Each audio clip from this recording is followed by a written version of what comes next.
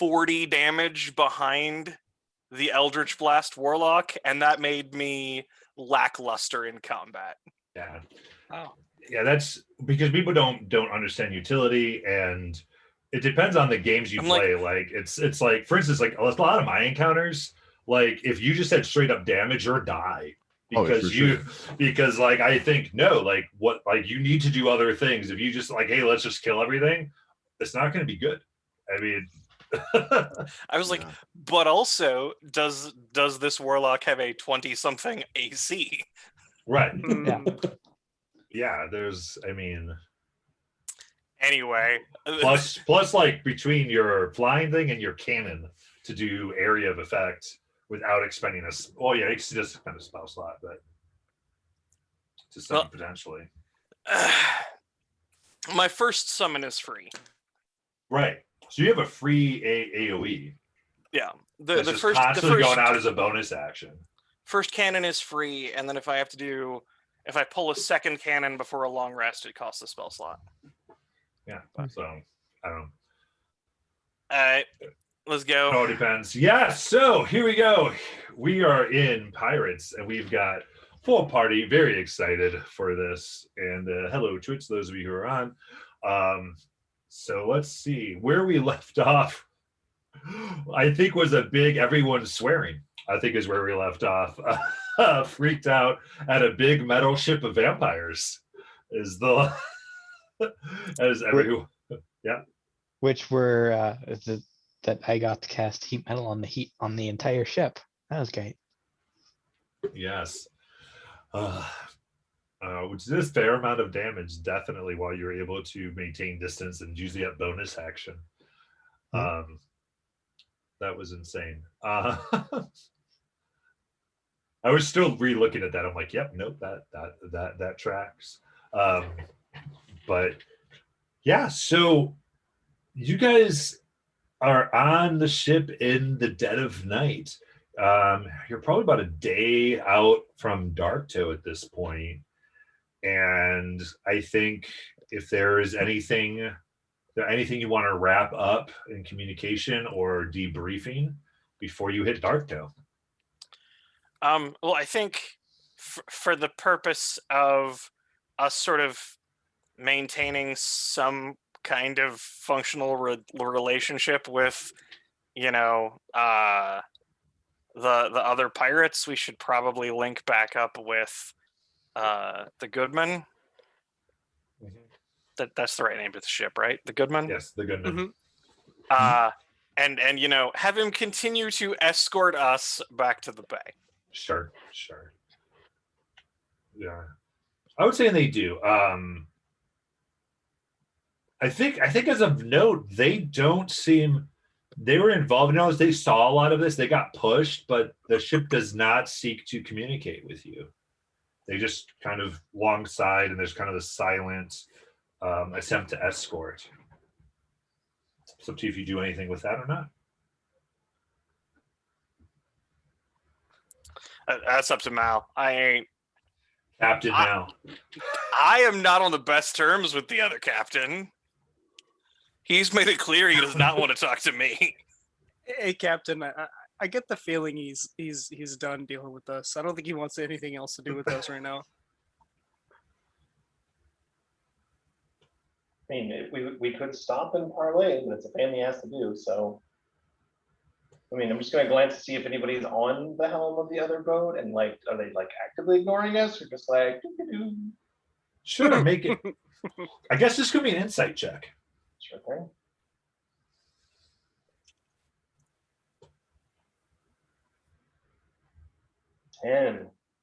Ten.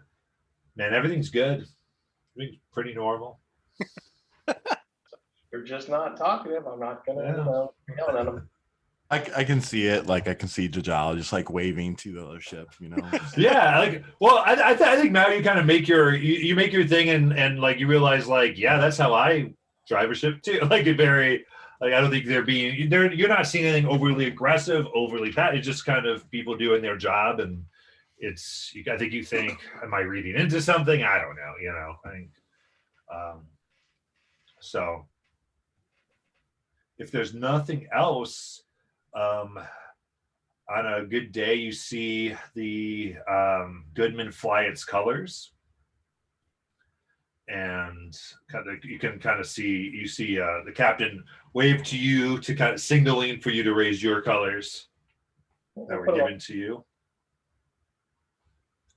And so, and now is the fun thing, because Mal, you've never driven into Darktoe before. One thing all of you do know is that this is a rite of passage. As the way to Darktoe is a bunch of sharp rock, labyrinthine passageway that's very difficult for a ship to get through. And you can know it, but that doesn't mean that you can drive it. And so captains are expected. This is kind of another test. Like, can you get your ship through this? So this is going to be a skill challenge for all on board. So essentially what you're looking for here is 4 successes before 3 failures. All right, because this is a harder one. Would I be able to ask, did we get a chance to rest up from our my sleep abuse at that point? You tell me, did you go back to sleep? Yes, I felt like as I was very much beat up that I was kind of done with the night, very upset, and it's like, if you guys need me, I'm just gonna, yeah, just give me a towel to bleed on. It's okay. I will also take a long rest. Yeah. Everyone who wants one can get a long rest in. It's totally Okay. cool. But I'm gonna be in the same room as Jajal. Okay. Just in case. I appreciate it. Like, I'm small, I'm over in the corner, ignore me, but yeah. No, it's okay. Please come in. Actually, I'm not gonna say that anymore.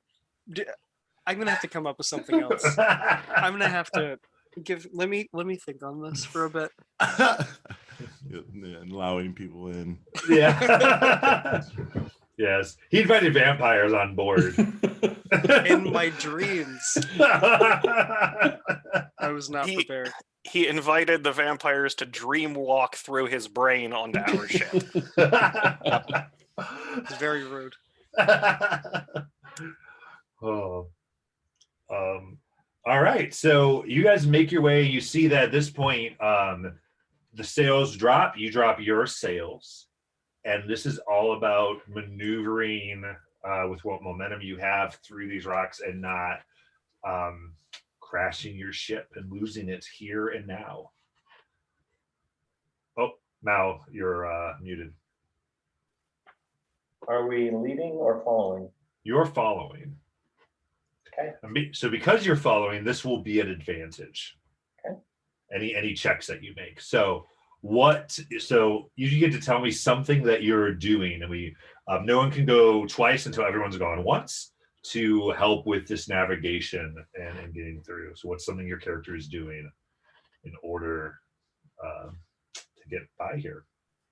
Well, Dola is from the island, so she's pretty familiar with the rocks and different things. So she'll call out different protrusions and stuff that that might need to be avoided. Okay. Yeah. Make a perception check. Will do. All right. Is this with advantage or not? It's with advantage because you're watching the 2 flows here. Oh, well, then that's a 22. 22. Nice. Very good. So that's 1 success. So yeah, those like no, and just in time now you go through this particularly vicious rock, and I would say with the 22 as well, you do see this massive shell beast turtle that is moving through there as you catch a little bit of sight of the infamous dragon turtle of Darktoe as it goes swimming underneath. So yeah, Checking out our colors. next. previously you'd mentioned that this ship had roots that went down from the hull into the Yeah. water. Yes. I would like to work with the ship, talk to what was his name? Guy or not? Gaius? Gaius. Gaius. See if there's some way of having those roots maybe help us out a little bit, feel for obstacles, maybe move us just a little bit, give us a nudge if they feel something down there, to sort of help keep us in the channel that we need to be in. Okay. I would say there's two ways this could go about it, and it changes either way. But you could try to persuade it to kind of have them do that, or you could do kind of a nature check, I guess, to kind of work with it. It's kind of so. I guess nature is communing with the boat yourself, and persuasion's communing with Gaius. Okay. I will roll nature then. Okay. 17, but I didn't roll out with advantage. So let me see what the other roll is. 18. 18.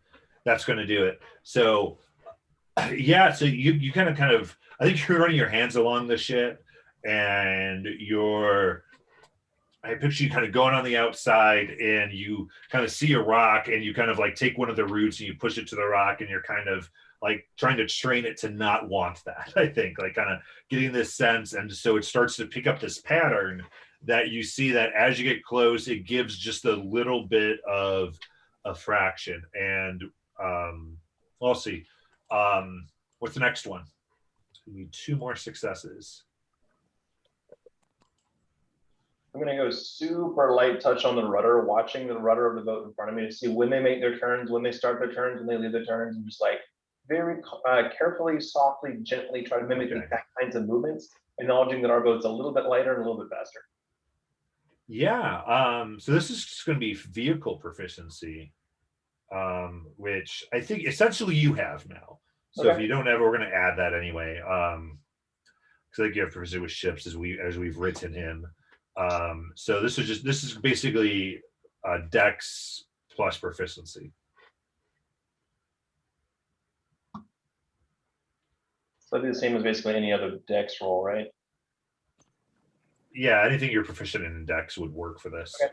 All right, I'm going to substitute in acrobatics for shits and giggles. Perfect. And roll it.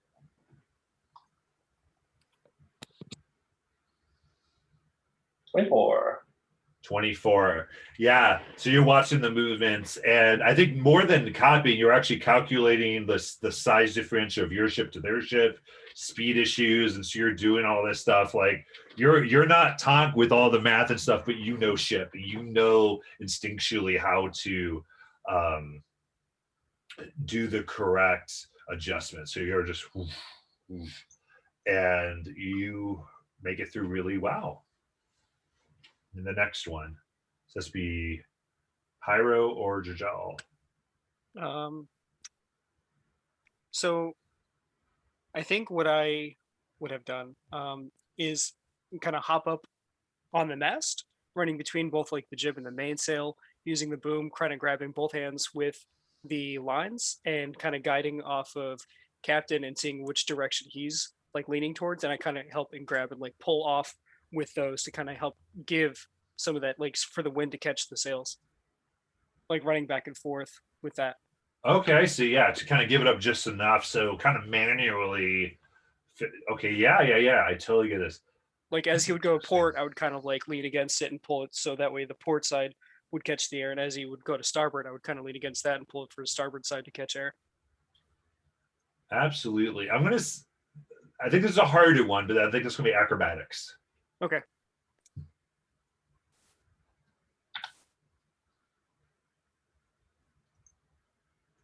That's going to be, looks like 24. Woo!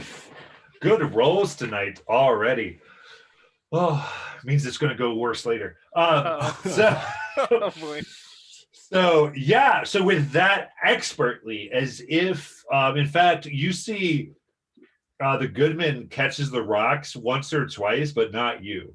And in a weird way, again, maybe good, maybe not. You show up the Goodman, Oh and no. how well you make your way through apparently a much better pirate crew than them. As you pull into Darktoe, and you see, for all of you again, the high, this kind of the city built on an island that's more or less just the spiraling up mountain and decks upon decks, pieces of ships that have been cannibalized to make homes, and you know, ones that have been sunk have been drug in, and all of it is old shipwood, driftwood. Some ramps are some well built, and at the very, very top, on a very skinny, stony path, sits a building that is the home of the Plank King himself.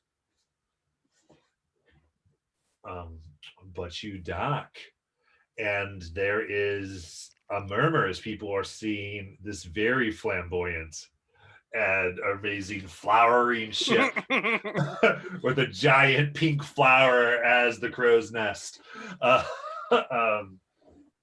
that's made out of coconut. As you see that, you're like, whoa. And the captain goes, let me introduce you all to Captain Merrill. And people pause for a second. They go, Captain Merrill. Hey, cheers. Oh, cheers. All right. And actually, what was your ship name? I forgot. The Kestrel. Kester? Kestrel, that's right. Yeah, and they're like, the Kestrel! And so there seems to be this rather welcoming thing. And so, because he was like, right, Mel, now it's time to introduce you to the Pirate King himself, or the Plank King himself. Let's go. Okay. Have any of us met this individual yet? In person? I don't even think I have, and I'm from here. So, but Yeah. I dude, it's nice to be home. I would say Tonk has been in the same room. Okay. But is not conversed. But no. Well, actually, no. All of you have seen him because when you were picked for the strike team, before you sent out, like, he was talking to the person who recruited you, and Okay. so there was like this presence that he gave, very menacing, in order to kind of understand that his authority was behind this, and if you messed this mission, you were messing with him directly. Is to kind of give that final bit to it, but you've not conversed with him Okay. at all. So you would know him by sight. He may or may not know you. But yeah, so the thing is that this is usually captain and first mate kind of audience. So that is up to Mao if he would like to do that at this time or not. I would offend him if I brought everybody, right? That wouldn't be typical. Any volunteers to play first mate? I have some things I want to do around the island, and I do not know if I want to be tied up talking to the Plank King. No victims? I mean, volunteers? I'm there, but I'm not saying anything because you're still standing next to the old pirate captain who may or may not want me dead. So I'm not gonna say anything, but I'm also not taking off. I don't mind backing you up, Captain, if you need me. All right, John, let's go. Aye. All right, so I'll say this: as those two go, now you can also feel free to make suggestions what you all would like to do immediately. You know the ship's good on repairs, so this would be a time if you wanted to see about ship upgrades. It's entirely up to you, or if there's other business everybody wanted to do. It just depends on what goes on here. Well, the first thing I'm going to do, since I'm not getting pulled into this meeting, is Gaius talked about not having the right forms or materials necessary to build any kind of weaponry. Mm-hmm. So I'm going to get shapes, mock-ups, models, and parts for basic ballistae Okay. and try and talk to Gaius about, can we grow these things? Because I'd love for the wood, like the base frame of the ballista, to be just grown out of the deck so that they can't be knocked off or broken off or whatever. Like, I get we may need to provide, some, metal parts or rope or whatever, but if like the core stock of the ballista could be grown, it'd be nice to have some weaponry on this thing. So that's what I'm going to be doing. Perfect. All right. Anybody? What else are people up to? Well, Thola would definitely go meet the two people that she knows on the island, which would be Sirio, the dwarf that taught her, the dwarf probably that taught her, swordsmanship, and then her mother. Okay. Sounds good. And Pyro, what are you going to be getting up to? He was probably spending that entire time just playing around with fire in his hands, chilling on the deck. Oh shit, playing with fire. Yes. He's just, but he's not actively setting anything on fire at the moment, Yet. but he's just playing with it. Absolutely. Very good. All right. So I think this is good. So let's do Thola first.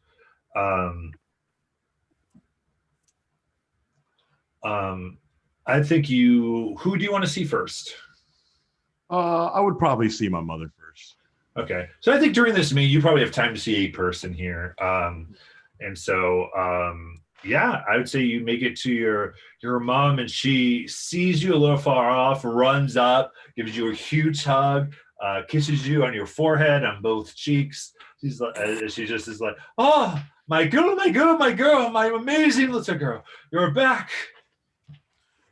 Yes, mother, I'm back, and it's good to see that you're well.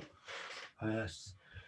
Have you heard any signs of brother or father? And she saw him, and she goes, no, Thola,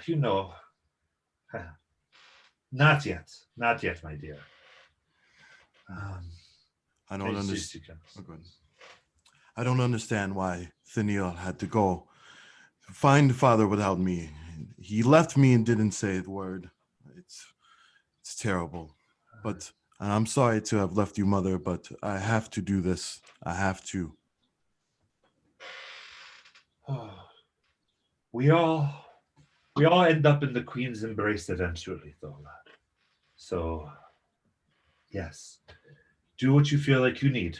And I will always be here waiting to see you again or send you your farewell. I appreciate it. And I hope that you have, of course, been, well taken care of, right? No one has been threatening you or meaning you no harm. No, things have been tense, but no harm is coming to any of us here. We do there's a good amount of fear around our mistress, and that is a good thing. Well, I definitely have taken only some time to pray, but I would love to maybe do a ritual with you before I go. Go. Are you? Is there another strike team, Thola? Well, there's actually fell into being a shipmate on a new boat called the Castro. You're on your own boat. Well, yes. It's made of plants. It's very unique. That is certainly unique. Yes, She kind of stands. She goes, "It's made of plants." Yes, like the one that we scarcely find, and I am able to make good food of. And the the boat can create its own food, and I can harvest things there. She pauses. She like kind of grabs you and rushes you into her house. She goes, I would not say such things so loud, though. That is a craft that could stay at sea forever? Is that what you were telling me? I mean, it is very self-efficient. I mean, you never have to port to get food. I mean, there's no reason. Do you have? Hi. Think about that, Thola. Many would want that. Many would want that. Be careful where you say that. And I agree, you should probably get out soon and go to your next thing quickly. Okay. So I'll, pray with her quickly and then head on my way. Absolutely. Tak. So you go to try to find blueprints and such things? Because of the way Gaius talked about sort of understanding the form of a thing, Yes. it wouldn't necessarily be blueprints so much as like grabbing a chunk of wood and carving up a model of it, so that Gaius could better understand the form. I mean, I understand Gaius is Gaius, but at this point, I'm not aware of any eyes anywhere, so I don't know how well he'd interpret a blueprint. Sure. I'm making like a wooden form. I can make the woodworker's tool proficiency check if you want for it, but that was what I was planning on doing, was getting whatever metal pieces I would need, because obviously the ship can't grow metal. Sure. And then carving up sort of a model of what I'd need the stock of a ballista to look like. Okay. Yeah, I think that to get some of the pieces and the stuff started, I think you make your way into the interior craftsman area of the island. And this is a little unique because you're not necessarily looking to buy ballista, but you're kind of looking for the pieces to make it like in the shops itself a little bit. And the kind of more on the back end production, really, not on where you would go through. And yeah, I think I would phrase it just to not get people asking too many questions. I would probably phrase it as in, I'm looking for like replacement parts. I need to do repairs. Yeah. So I think as you find a shop where there's you just kind of look through the door and you see like a lot of parts various places, and so it seems to be like kind of somewhere where someone has been working on a lot of different things. And I think you walk in and you see a gentleman there at a table working on some stuff there.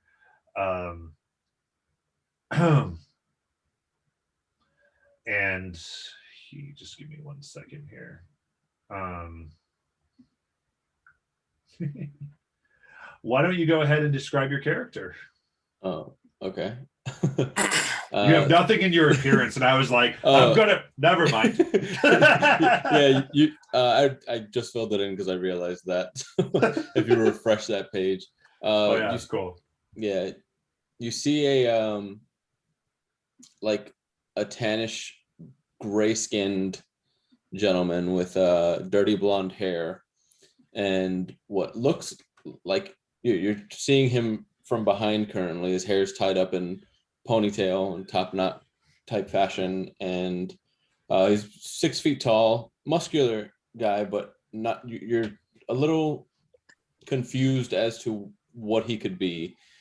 When I hear you enter the shop, I turn around and you see I have small tusks, but I have these bright green eyes, and my ears are halfway between the shape of an orc's and an elf's.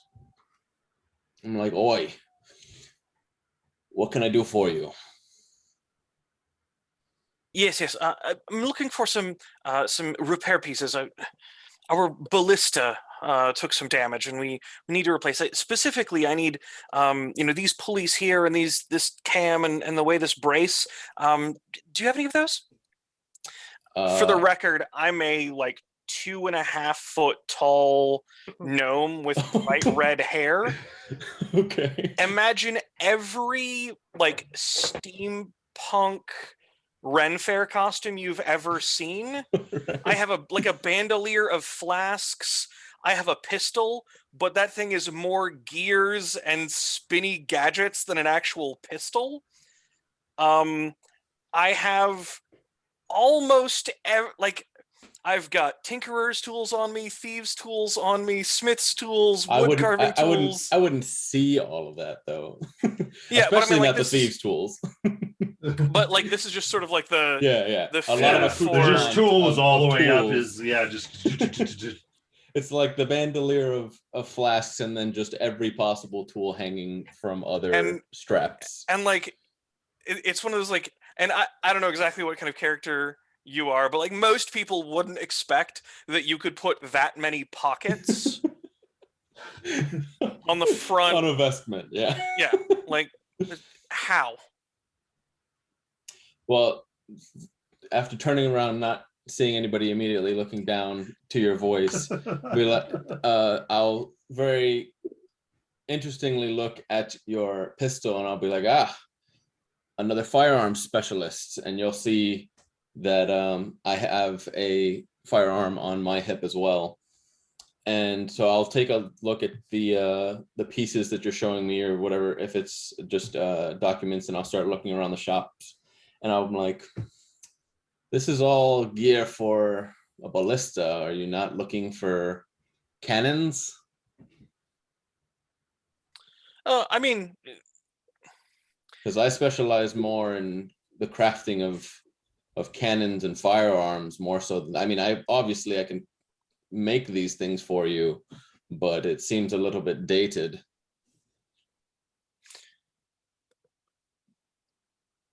Well, I was just planning on repairing the ballista that we had, but upgrading to a cannon might not be a terrible idea. For what ship? So the Kestrel. You've just landed. This is my first time seeing that vessel. It's quite eclectic. Yes. It is one of a kind. One of a kind. Would I know just from the shop approximately how big the Kestrel is, so that I would know how many cannons it would safely hold?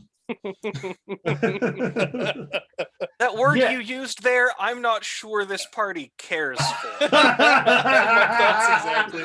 Oh man. Fair enough. I think you gotta. I mean, you probably start coming to port. You just kind of got a very quick look at it. Yeah. You probably need to inspect it to know to be for sure, but you'd think no more than 6 to 8. But you'd have to do your calculations a little bit. Yeah. I can tell you now, I have 2 cannons currently available. Any more than that, I would have to go about crafting. I'd have to also inspect the Kestrel to see proper mounting and where exactly you'd want them, because I don't know whether you've got the decks to stagger them both higher and lower versus having them all above deck. Well, the wonderful thing about the Kestrel is that modifications can be made. Very well. And I'll hold my hand out and be like, the name's Keldrim, by the way. Hold on a second.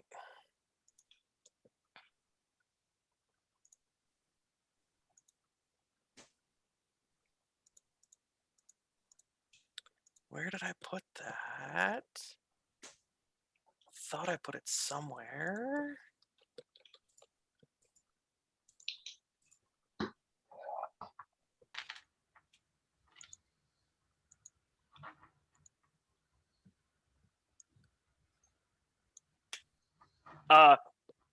Again, this like 2.5-foot gnome reaches up to shake your hand.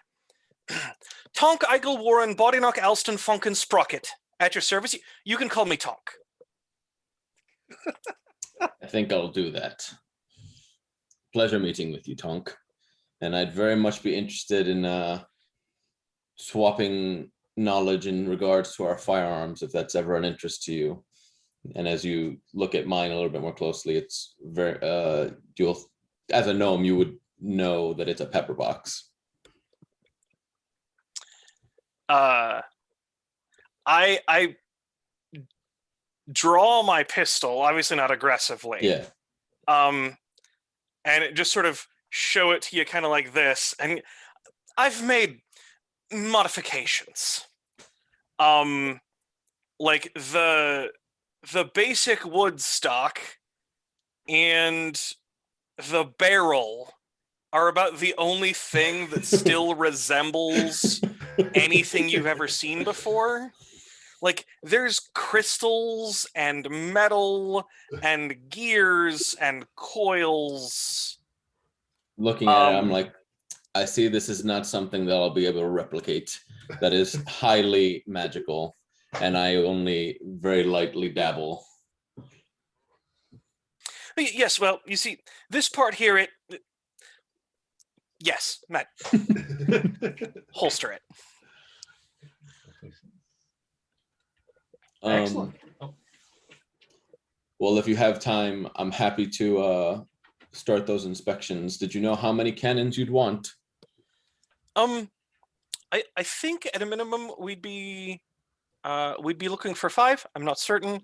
Honestly, I was just looking for some of the repair parts. To actually get the cannons, or even have you do a full inspection. Of course, we'd need to wait for the captain to get back. So But of course. before we did any of that. But certainly, I appreciate the any advice you're willing to have on this. I'll be back as soon as I get Mal. He's the captain. Yeah, Captain Mal. I'll keep an eye out for the 2 of you. And then I'll head back to. Actually, no. From there, because I don't have the parts to actually start doing any of the work that I was wanting to do, and we might not be getting ballista anyway. I would try and track down any contact I have that might know anything about the resistance. Okay. That's one of my background bits is being able to. Yeah, so specifically back in the resistance against the Empire, right? Yeah, I mean, Yep. it doesn't have to be explicitly like the Thickets fight against Right, the Empire, right, but but any of the conflict against the Empire. absolutely. All right. See, I guess yes, you're just able to track that down. Is that an advantage, or do you just get to do that in the future? It was an adaptation of the features and traits. So we're basing this off of the criminal contact. We just tweaked it a little bit. And it just says you have a reliable and trustworthy contact that acts as your liaison. Perfect. You know how to get messages to and from your contacts. Okay, yeah, cool. I just want to make sure it wasn't something else. So we'll pause that and we'll get back to it. And so let's go to Jaja and Mal as you make your way up. This is about 300 feet above the city itself. This is a massive, kind of like bluish purplish stone that has grown up here and been carved out, and carved somewhat by being attacked, cannon fire, and you kind of see like where things have been blown away, and that's been made part of the design of this thing, and ultimately take you across, and you cross a very, very thin plank that overlooks a gorge, and you get to what you know to be the home of the Plank King himself. and led by your now former captain. So as you guys make your way up, I'd say you're further enough back where you could have a private conversation if you wanted. Anything that you are doing? Sure, why not? Hang on 1 second. There we go. Is that better? Yep. Okay. So Jajal, this is gonna be a little bit spicy. New boat shows up, new captain. He may not want to accept this. We probably want to smooth talk this a little bit. If that's cool with you. Yeah, let's do it. All right. So I'll take the lead and sort of feel the room out and see what's going on, and we'll get through this. No big deal, right? Hi. Not nervous at all. Did you happen to have anything that you wanted to bring as a tithe? I think I've got this silly black sword, and you probably would at least think that was interesting. Since we gave our tithe over to the Goodman, like we don't really have much choice at this point. So normally you declare 25% of your boat when you show up. We don't have anything but the boat, so maybe I'll take that for an answer, or maybe not. Oh, Captain, I wish I had something else for you. I don't really have much, honestly. I think we just explain the situation and hope for the best. Well, I'm hoping the fact that we were successful might, It was his mission we went on, so at least there's got to be some recognition there. What do we call him? My lord, Plank King. I mean, I've heard a couple of things, some of which not very flattering, but I'm gonna go with my lord probably. Hi. All right. I'll follow your lead. Oh, okay. Cool. All right. Actually, and for this too, both of you give me a perception check.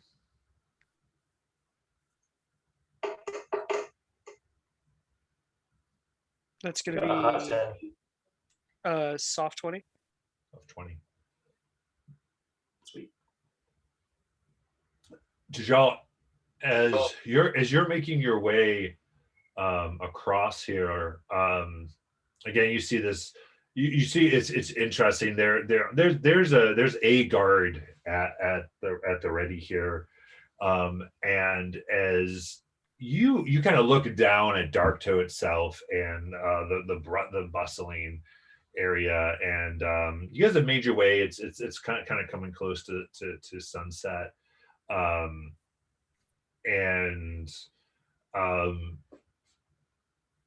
in the shadow of Darktoe at this point, kind of just below, you start to see.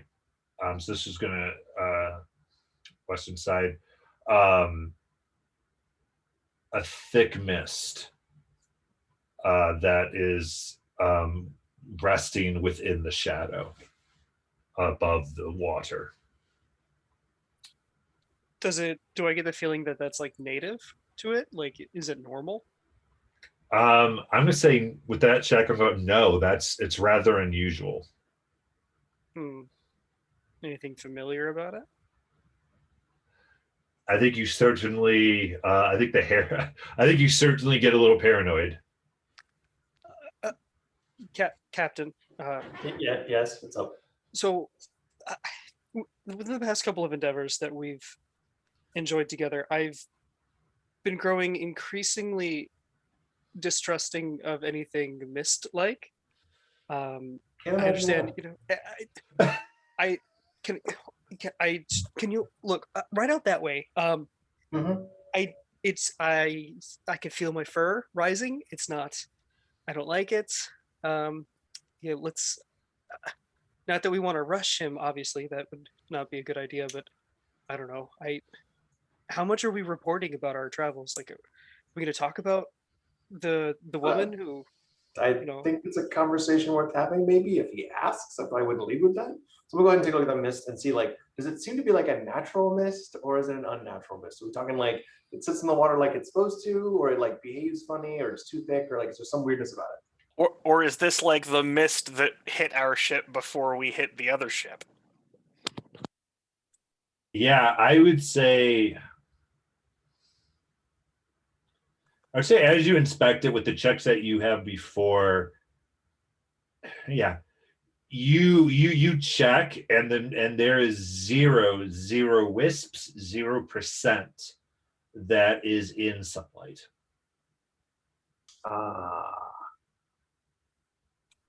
It is all within the shadow of the island.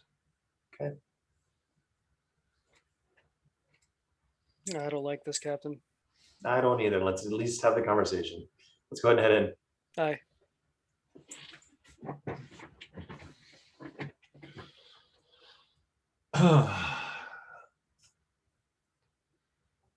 So you come into the lantern lit,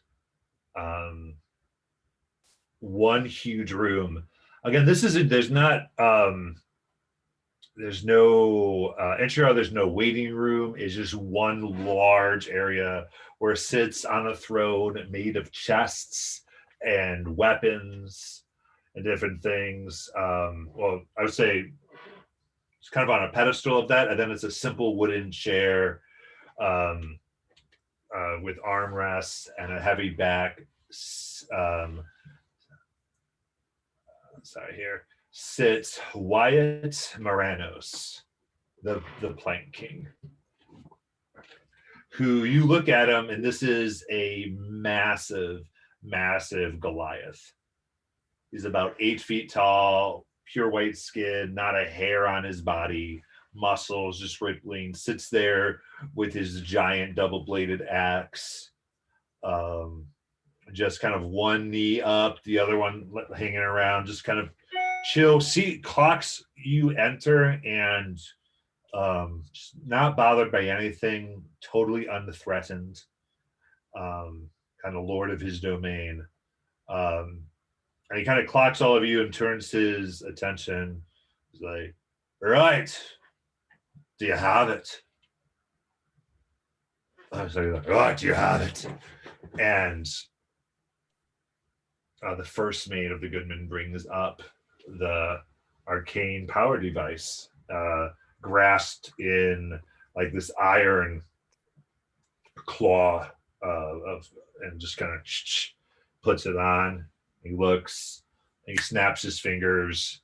And Tonk, someone who, not Tonk, she's not there. And Jojo, you see a gnome come around, and again, not identical Tonk, but you kind of like, there's more than one of these things. Kind of this moment of not looking exactly like Tonk, but just kind of, again, these mechanical things, and you're like, oh my goodness, comes over, and you see like this like purple light flash around his eyes. He looks at this thing. He goes, yes. This will do nice. Ooh, this will do magnificently, my lord. He goes, right, take it then. And he and the guy with the same, he actually uses a glove, and he picks it up and he puts it in like this lead box, closes the lead box, and leaves the room. Snaps his fingers again, and 3 large chests are brought out to the captain, who says, and then Plankin finally speaks again, goes, all right, you give one of those to your strike team, I imagine. And he goes, right, well, it's a good thing to talk about right now, as our strike team is no longer my strike team. Is that so, Captain Mal? It is, and I'm gonna go ahead and pull out the huge black sword, lay it in front of the Plank King, and say, we don't have a tithe for you yet, but we are a new boat in your port. So if you're willing to take us onto the revelry, we'd be quite happy to continue the old traditions of bringing you a quarter of the catch and follow all of your rules. It is a strange boat. It is a light boat. It is a fast boat. But I think you'll be better off with us in your group. Make a persuasion check. Sweet. I'll say that with advantage. Then I'll roll twice. That first one sucks. Second time's a charm. Still pretty terrible. It's a 5. I just suck at this. All right, with a 5, I think he's going to go. Huh. As he snaps his fingers, one of his people come up and takes one of the 3 chests back. And he goes, I think this will do then. Consider yourself paid. In that case, I'm gonna have a service to offer you. There's a very strange mist hiding in the shadow of Dark Toe Isle right now, an unnatural sort of mist we've noticed on the way in. Are you aware of any activities, perhaps? Because we came across a strange vampire on the water that had a boat surrounded in mist, and it seemed awfully familiar. He leans forward. Talk more. It's a strange mist. It stays entirely in the shadow. It doesn't have the usual tendrils. It doesn't come across the light. Maybe it's something waiting to attack. Maybe it's an ally of yours. I don't know. I'm just saying it's a strange sort of a mist.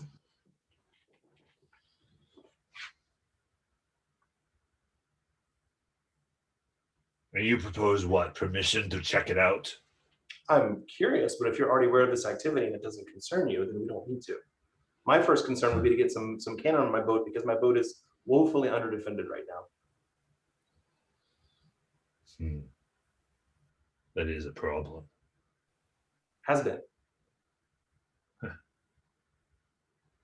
I'd also be interested, by the way, in job opportunities, options for crew you might want me to consider. Any other guidance your lordship has for a new captain fresh on his first boat? I'd be very open to the opportunities. Well, aren't you a suck up?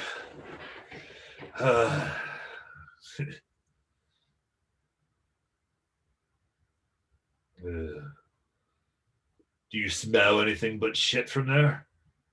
Not yet, but I'm planning on climbing a few more steps today.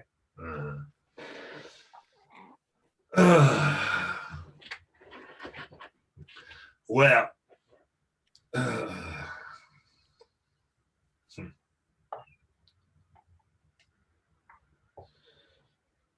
you see Ponders and actually go ahead. Both of you can make an insight check right now.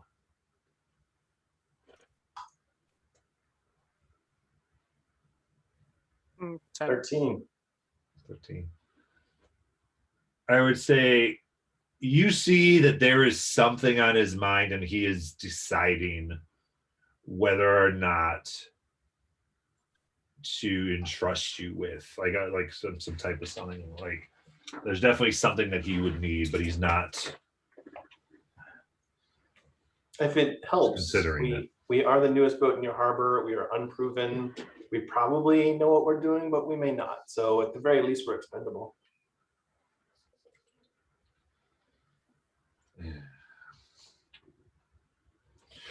Tell me about your crew.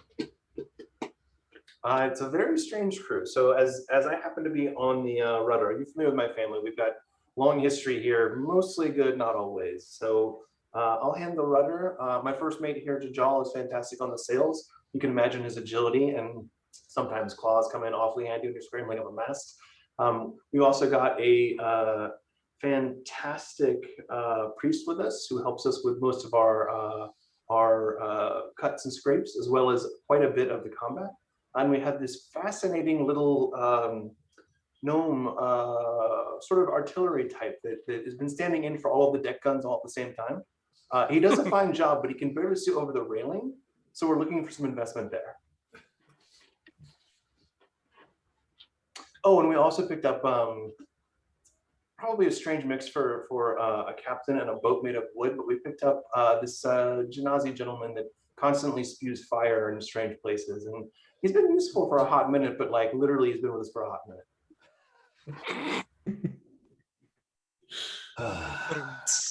Yeah. It goes.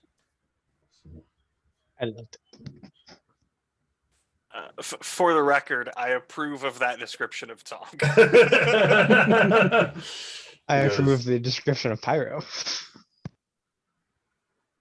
Tell me, how'd you come about your ship? So the initial mission you sent us on got a little crazy, a little clumsy, and the boat got beat up pretty good. Let's say the Goodman got beat up pretty good. So we took a little detour over this island that was severely overgrown with some kind of weird fungus. The fungus made everything a little bit bigger and a little bit more dangerous. So we tried to find a place to port just enough to get some wood or some parts, some repairs for the Goodman, as the captain can attest to. And what ended up happening was we found ourselves wandering further and further into the heart of darkness And so we finally were able to slay whatever crazy wickedness was causing this weird infection.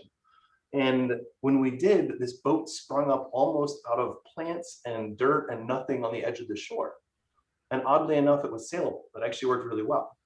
It's a bit lighter and faster than most, but it's a unique sort of a boat. I'm not sure how long it's going to last. It might die next season if it's not a perennial, but we just don't know. So for now, we're doing our best to scrape together and repay our debt to the Goodman and provide for ourselves as best we can.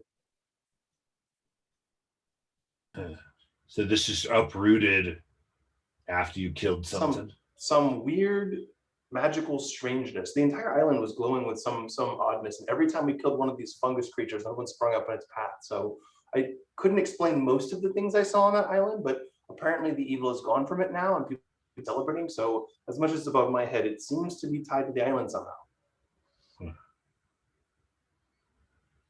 I mean, I'm not a clever man, as you can probably tell. So I don't. And you don't know what understand caused this to grow you a ship. The island had all kinds of inexplicable things happen. There was a parakeet about 30 feet wide in wingspan. I cannot explain that. Okay. This is gonna be a low DC because you're hiding this in a lot of truth, but make a deception check. 90-10 split. That is a soft 20. Nice. Oh, very good. Whew.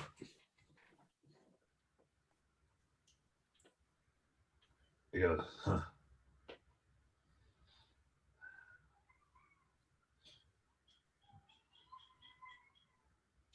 He kind of clicks, and this person with a huge book kind of comes over the human gold. Yes. He goes, you'll give the coordinates of this island to us. I'll rattle off the best approximation I have and look to the Captain the Goodman for a second set of eyes. Yeah. He kind of, because he knows exactly where it is, and he draws it out, and Plank King smiles, and they kind of make note of this. He goes, very well. Oh, by the way, the natives are friendly and they will trade, but they don't seem to have much. Good. This sword I'm presenting you with is a prime example of their best weapon. Yeah. He takes a sword, he's kind of, this is come in handy. A little frail. But he puts it on this pile of swords around him.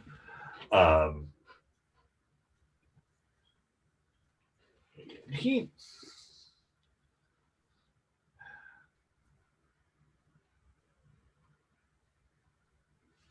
reaches down kind of underneath his chair, and he takes out a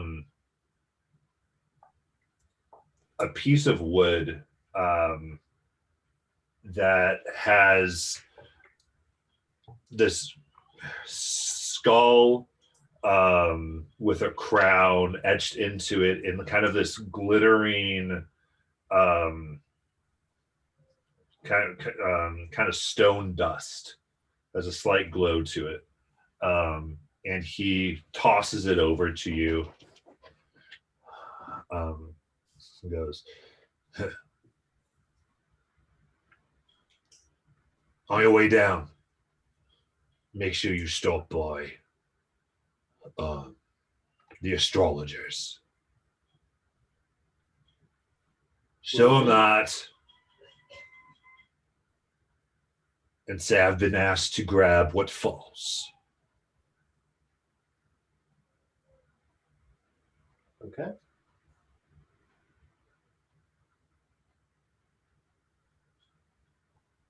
And he tells you, like, you do this right, you bring me what comes down, you'll be admirable in a whole new reverie. The likes of power that no one knows on the seas. You got me? Okay. You do it wrong, well, no one leaves the reverie. Welcome, Captain Mao. Swift bow, and then I will keep an eye on people, just kind of slide my way out. So this- To Jajal, he throws Jajal a coin that it's platinum, but it's been heavily like there's holes in it, been carved into it, and it's kind of similar with the crown, skull with a little crown on it. And he's like, sell that to the artillerist you want to outfit your boat. Don't need you out of the water on such a thing, do I? My thanks, my lord. Thank you very much. All right. I just want to say, as he was talking about, there'll be a whole new, like, I was just waiting for him to say, "I am the revelry."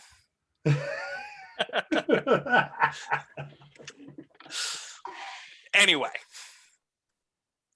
Okay. All right. As you guys, I think this happens, and at the same time, sun officially sets. Oh, fuck, here it comes.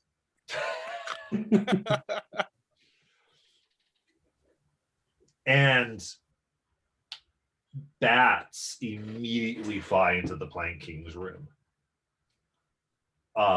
There's like 5, and then 20, 50, 100, 500.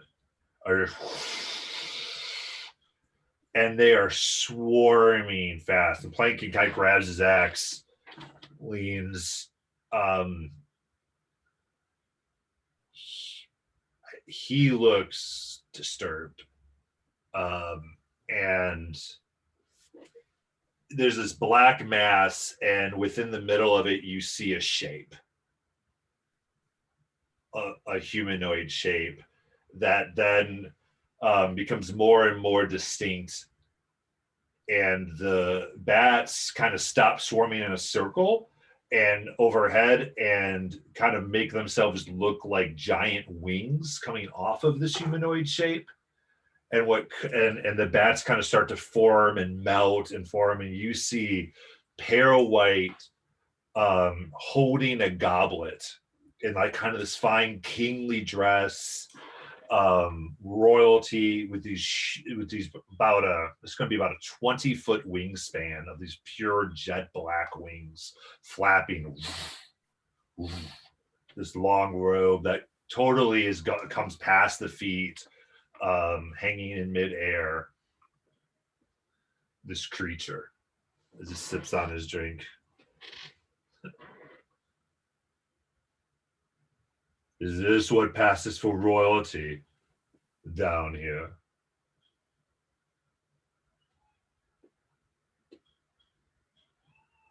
The Plank King does not answer. As his white face looks, and at this point you see these just irises of pink and red. Look at you, Mal. Goes, didn't realize the little thieves came here to hide. Maybe I take care of this myself. Plank King immediately says, it goes, those thieves are mine. You best watch yourself. This is my island.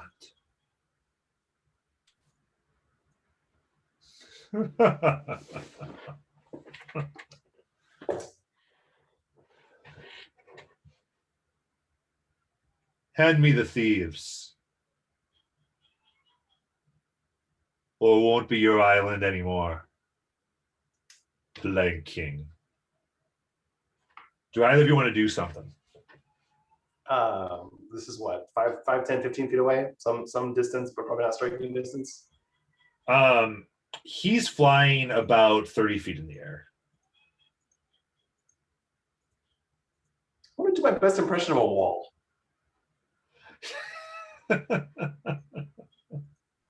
What about you, Jajal? Did you say a wall? Like blend. Oh, He's well, pulling a Drax. He's standing so incredibly still. I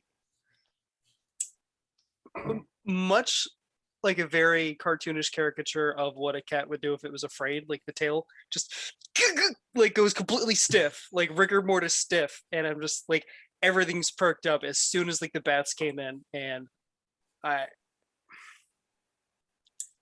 So, Jajal, you're saying that you don't like this one as much as you like that other lady? no, completely different vibe. This Well, I mean, There's no sultry and arousement homicidal here. are a little different. what's that? Sultry and homicidal are a slightly different look on a vampire. Yeah. I mean, yeah, I mean, but at this point, I thought scaroused was just a Jajal thing. Hey, he might be down to the last life. You don't know. Yeah. oh god. And this vampire before you does make and kind of is like, huh. Well, it's good to see that Akiri is not the only one who can make you stiff. And drinks his stuff.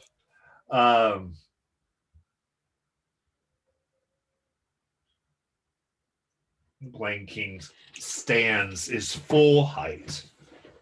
And as he does, like you even see that he I think even in your fear, you pick up that he kind of moves his thumb and his axe extends a little bit, and you get that he has quite a big reach with this thing now.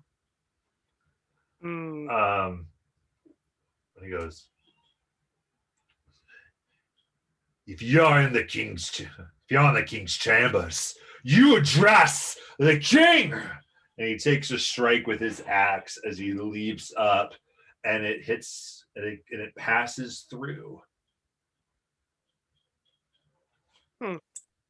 He goes,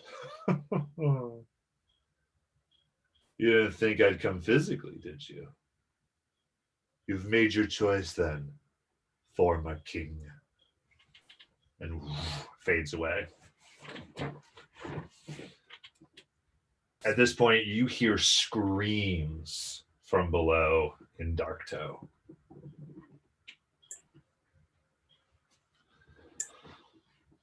The king, as there's bells that ring out, and you can see like there's tones of these bells that you can sense that there's different tones. You have no idea what they are mean, but the way that the Plank King's like eyes are moving and he's like closes his eyes and listens then, and so like each sound means something to him.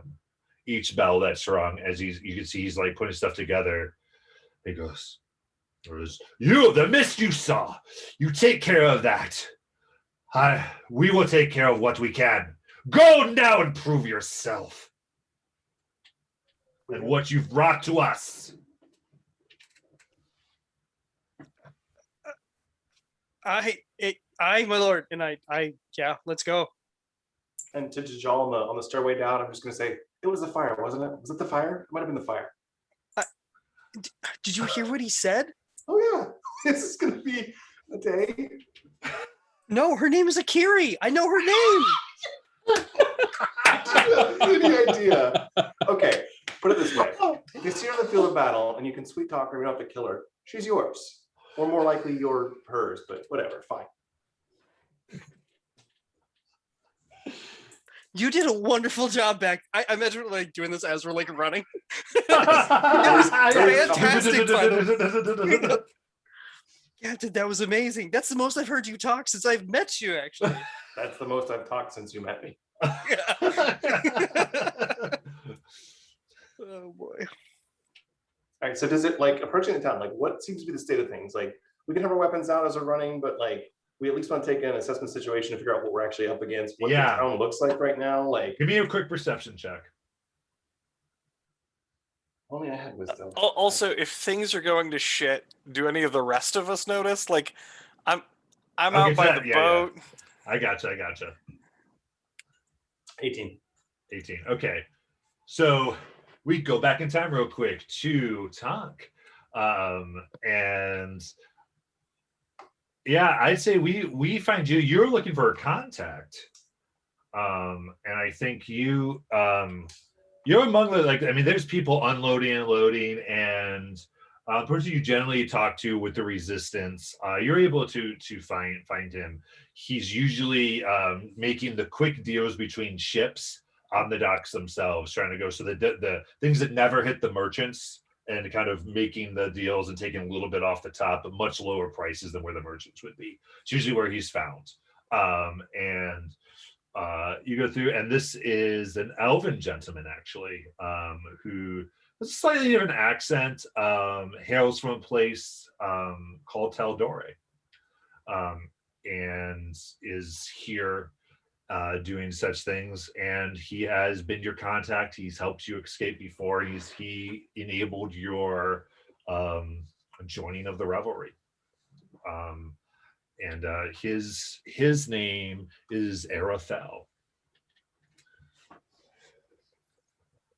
And you see him doing his business, and the customer walks away. And I'll go up to him, and like, there's not so much a greeting as I just sort of walk up sort of next to him and casually, how fares the glory of the Empire?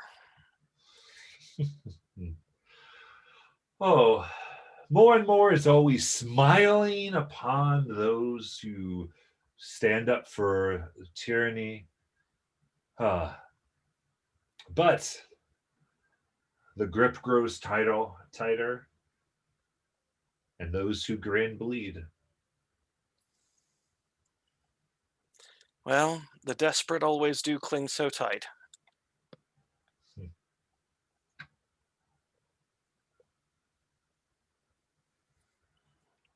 Any news in particular?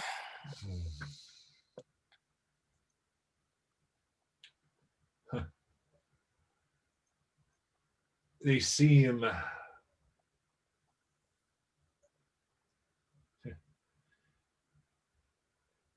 I was just going to word this. Those a little like yourself, the imaginative ones, the ones that create wondrous things, have found a darker source to create with that may give an edge and make tyranny somewhat permanent, if not stopped.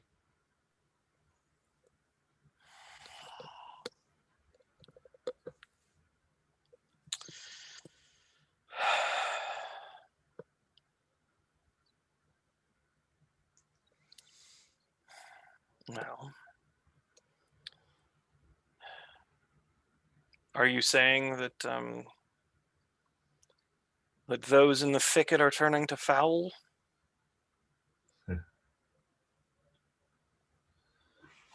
A few were recruited from there, but it's all around.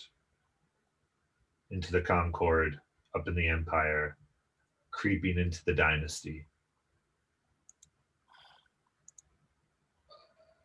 And he starts to break code. He goes, I do not know much specifics, but they have found a way to make those of us, he goes, those with more intense arcane or elemental or infernal celestial heritage, more like their ancestors and more harvestable, especially the young.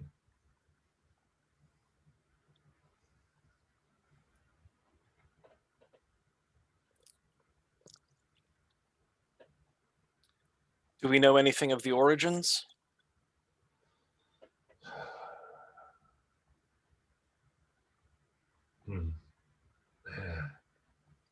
Around the same time, we found evidence at the assembly, but also in a former makeup shop in Nicodranus. All right. Well, it's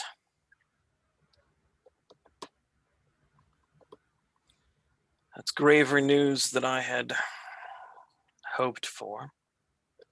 We have forces there trying to track it down. But if I would say anything to you, Tonk, would be we need something to counter this. Well, I will keep my eyes open. I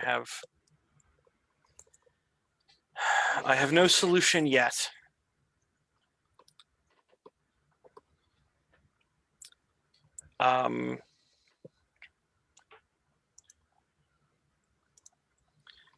So I remember at some point we were given not the necklace, but there was some other jewelry, trinket, something that had a coin value to it. Did any of y'all jot that down? The necklaces were quoted at 250 gold each. That's all I wrote down. There was the treasure. There was snake meat. Nom nom nom. I thought we'd had some just random knickknacks for that had a gold price, but I could be misremembering. We should probably designate a treasury at some point and decide who's going to carry the loot for now.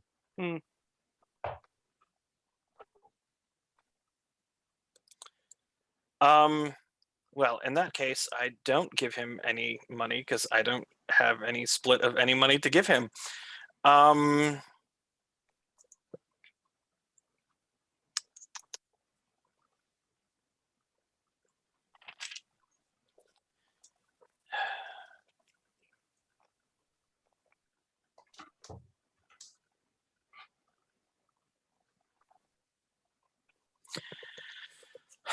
I have no solution now. But there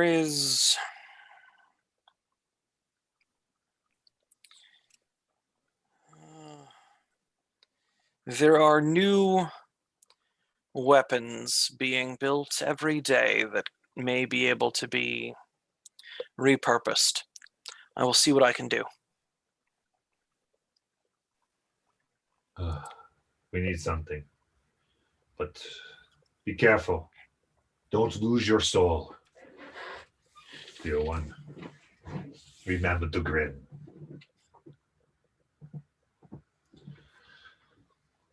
I think as that happens, bowels erupt throughout town. And I think Thola, you've kind of finished your prayers. Pyro, you're on the boat doing your fire. And I would say I'm going to kind of give this check to Live. I'm going to just take a mouse check here and apply it to the party. Yeah, so there's a few things. I'd say from where Tonk is and Pyro, you see not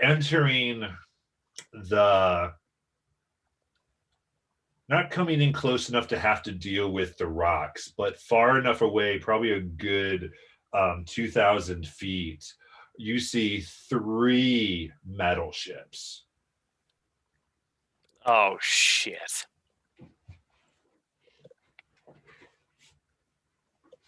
I make a bolt for the cannon shop. Okay. All right. And bells are ringing. Things are going crazy. Pyro, what are you doing? Well, I was probably also looking for a little feather while I was just chilling, playing with my fire. But as I noticed that, the only thing I would do would try to climb up to the crow's nest and probably cast mage armor on myself, thinking they're probably a little upset I made one of their ships a bit warm. Excellent. Yeah, so you're on the crow's nest in the pink flower mage armor. Tonk, you're making a bolt to the cannon shop. Thola, what are you doing? Muted. You're muted. Now that I hear the bells ringing, I leave my mother, and I will try to go to port right away and figure out what's going on, or and also while examining the neighborhood and people that I know, and just making sure everyone's okay and figuring out what's going on. Yeah, absolutely. As you leave, your mother contacts you like, "Be safe, my child," and casts bless on you. Nice. Sweet, sweet. Thank you, mother. You as well. And I'll run away. 100%. So you're making it towards the dock, you said? Yeah. Okay. Right away. Absolutely. So Jajal and Mal, as you are looking down just at this chaos, you'd say, I mean, I think you clock the ships. I think you get that they're not going, like, they're metal, but they still don't want to get too close. I'd say both of you make insight checks right now.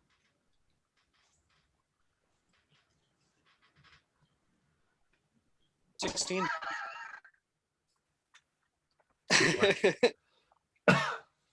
Oh, that's not good. 16. Jajal, I think with that, this how you've encountered this so many times. You've encountered these creatures. They seem to flex so much, but I mean, you think of the one that required you to go into the hold. You think of like seeing this big ship and yet somehow you're away. Think of this thing that didn't come himself, but sent some type of apparition. Yet pretending that you're nothing. These ships, thousands of feet away, and as you look around, the mist coming in and the things you dealt with before, the kobolds, the vampiric kobolds, you realize that they keep sending and the tabaxi slaves that entered through your dreams. It's like they keep sending in pawns. And it occurs to you that they're much more afraid than they get out to be. There's something that they are not committing themselves to. They're you don't know what it is, but you're just like they're not. You get the fact like they're setting these things in, but they're not going to come to this island, not the main ones. And you realize like we need to defeat the little things because the big ones they're not coming. So I think that sparks a little bit of hope, but also like something you don't understand why they wouldn't do this, but you realize like there's something that is keeping them from doing their full force, and you're not sure what. Whether that's whether that's their own minds, something that they need, something they're trying to do. You don't know what's going on, whether it's a game they're playing or whether they're truly afraid. But something's keeping them from committing here. There's still a danger.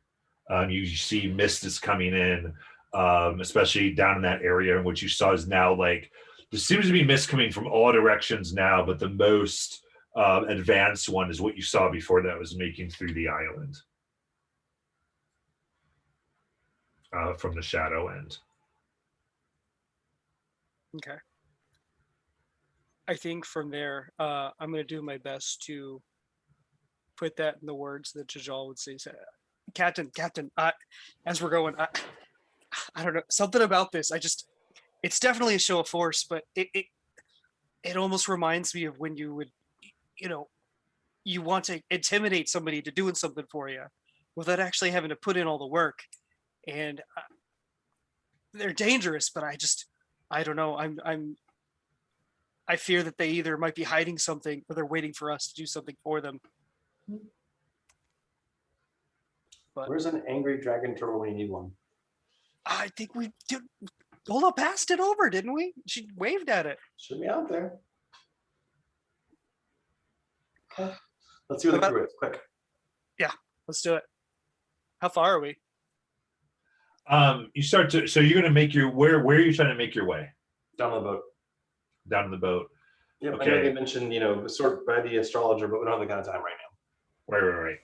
You're going to the boat. Let's go. Tonk, you burst into the cannon shop.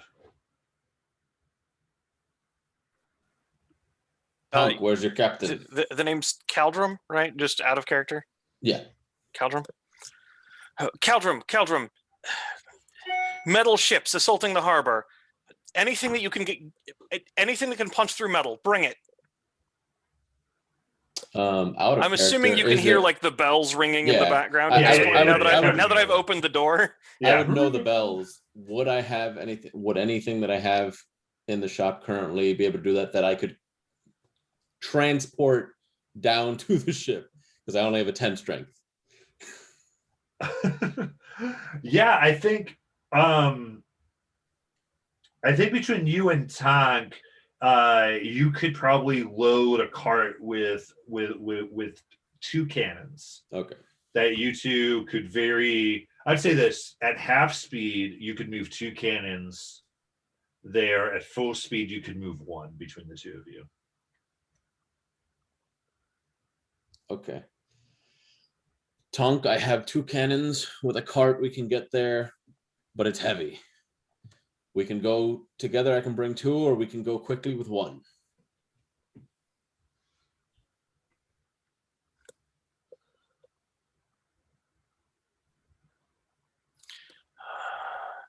They're still outside the rocks.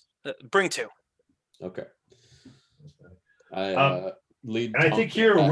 we're gonna also do a mechanic that we've used before, our flashback mechanic. And I think for this, I think Kirjum, we're gonna flash back to when Kirjum's tinkering with something that maybe could get through metal. As you're kind of thinking, what if you could eat through the metal of cannons? What if there was a way to do that, and as some type of weapon? What do you think that would look like for Kirjum? Probably an altered cannonball of some sort,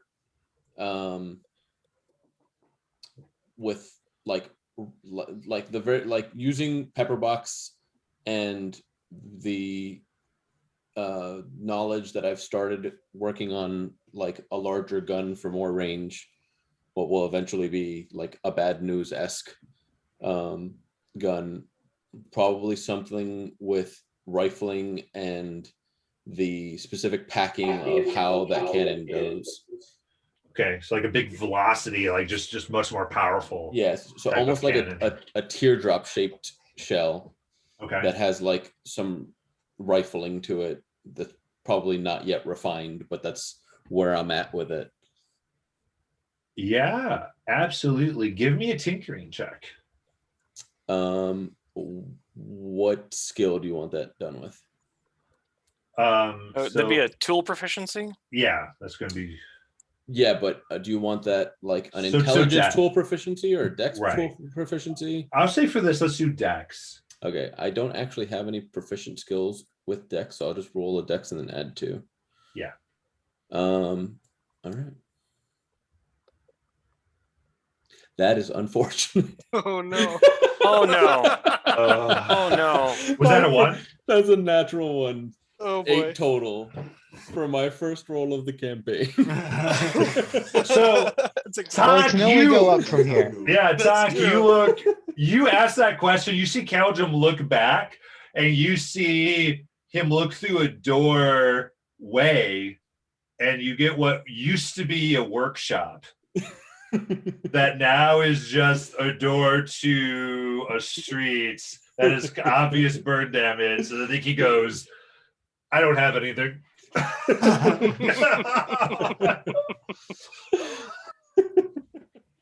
That's great.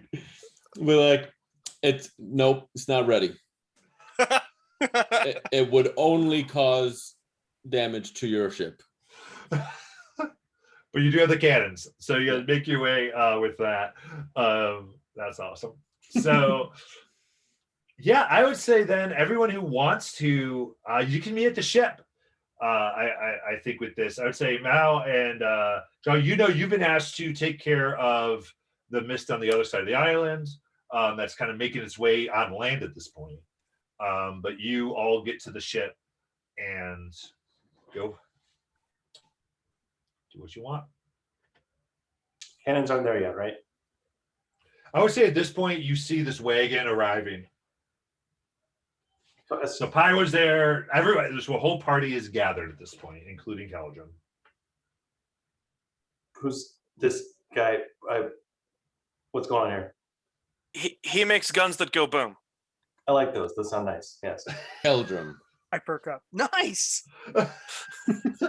Like, I know he has a name, but I know the information that Mal wants. And at the appropriate level. I say Alright. briefly, Keldrum, where would you like these mounted? On the boat. Clearly, the position as I start moving them across the gangplank. So obviously, Mal and Jajal saw them when they were up higher, but I do point Keldrum over to the 3 metal ships, completely metal ships. I'm assuming I haven't seen ships of these ilk before. You have not, no. Okay. I'll be like, I just look questioningly at them, shake my head. I'm like, cannon placement. I can tell Have where they first normally mate. go. I'll say have the first mate pointed out.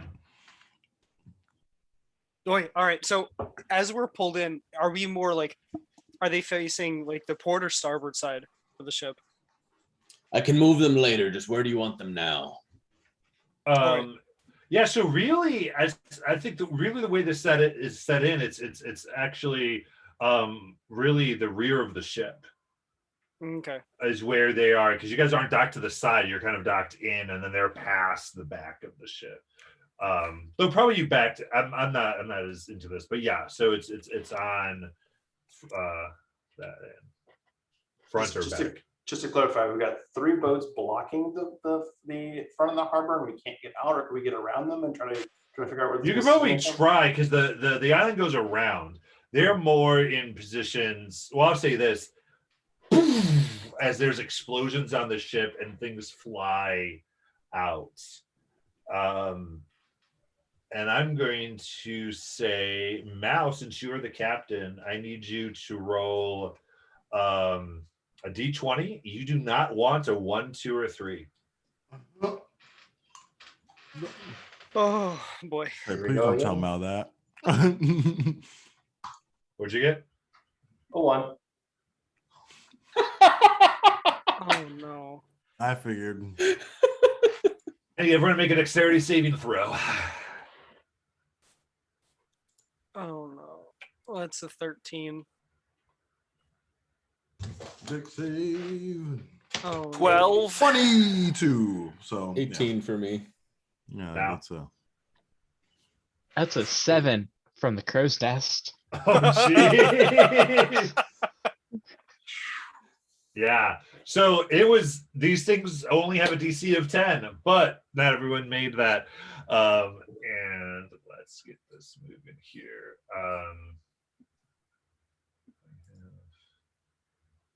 All right, let me just roll my dice. Where's the dice? Where did all my stuff go today? That's okay. A new set really quickly. So we got this. So, all right. Real quick. We can't have a third natural one, right? For like a major Yeah. story point. You want to attempt that? You want to attempt that now? I lost half my shop. You just lost half your ship. I'm probably going to lose half my hit points. Okay. Yeah, so those of you who got below a 10, 24 fire damage. Pyro, that's half. Okay. Holy. Those of you who saved to get 12 fire damage. That's gonna suck, doggy. So that yeah, hurts.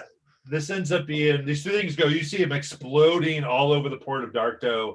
It's kind of like you see, these are huge metal spheres that come in, and once they hit, they kind of go shrapnel out. Going through, and no one failed by more than 5, right? Or did somebody? No. Oh, okay, cool. So I think I was the lowest. Yeah, no one got fire below. Awesome. So everyone avoids the shrapnel end of it. Oh wait, what was the DC? I'm sorry. 10. Oh, okay. So I did save. So 12 damage if you save. oh, okay, Yeah. okay. Yeah, so you see there's pieces of it, and like this was like a two-phase thing that has fired. What do you want to do? Well, so if they've fired like that and they're behind us, I'll look over at Caldrum and like both of them on the rear. I'll start setting them up. Okay. I mean, I think the proper placement's going to take half an hour. What are you mostly going for here? I would just set up, because I'm assuming they're on, like, we loaded them into a cart, but they're on their rollers already, right? I didn't just have like blank cannon. Right. tubes. Yeah, I would say they're on their rollers and such. But there's adjustments you would do. So I would say you're able to get them there, but firing them is going to be straight D20s because it's not really calibrated correctly. Yeah. So you're not going to get modifiers for them. Okay. I'm going to say because they haven't taken the time to do what needs to happen. I'll explain that to them. I'll be like, firing these without the calibration is not going to be particularly effective, especially at that range.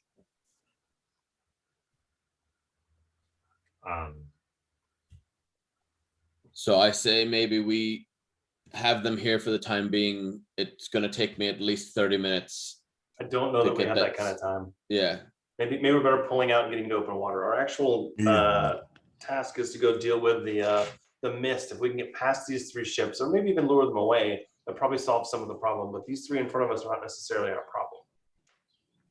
Matt, is that about right from the read from the planking? I would say for the most part, you have a choice to deal with this from the water, or you could travel through the city by land. Like you could just run through the city and get to where the mist is coming onto the land. Right, but it's up to you. If we stay here, we basically are sitting ducks. If we try to pass the boats, they'll probably take some nice shots at us along the way. Crew, are we better off just hoofing it? I think there's less chance of us falling in the water that way. That's for damn sure. Yeah, I would say as you're quickly going this, you see this massive cone of steam come up from underneath one of the ships as you hear screams from on board that particular ship, and hisses and snarls make its way across the water. Right. Well, I guess the dragon turtle's on that one. Let's hoof it, I guess. Okay, can do. Oh, that was the enemy ship that was being steamed? Yeah. Oh, dope. Okay. Can we leave the cannons here and go for now? That seems wise. All right, let's get. Yeah, Caldrum, I know you're not party. We can throw coins your way. We could use the guns. I'm always down for some coin. I mean, just to be super clear, as we're leaving the boat, we're tied off, and the rock's still in my bag, right? Yes. Okay. Yeah, I'm not leaving it here. I'm not leaving it very Right. far from me at all, because like 100%. after all that back and forth up in the castle, I'm not part of that thing. Yeah. All right, let's get going. Is Pyro still up at the crow's nest? Yeah, Are you I'm okay? I'm gonna need to come down. Do you need help? He probably doesn't care. He's probably just gonna try to climb down by himself. He's just gonna do it. As soon as he notices you guys are leaving, he was basically up there preparing himself for a fight. But if you guys are running, he's gonna start climb down. We are not running. We are tactically relocating for a different threat. Tomato, potato, same thing. Yeah.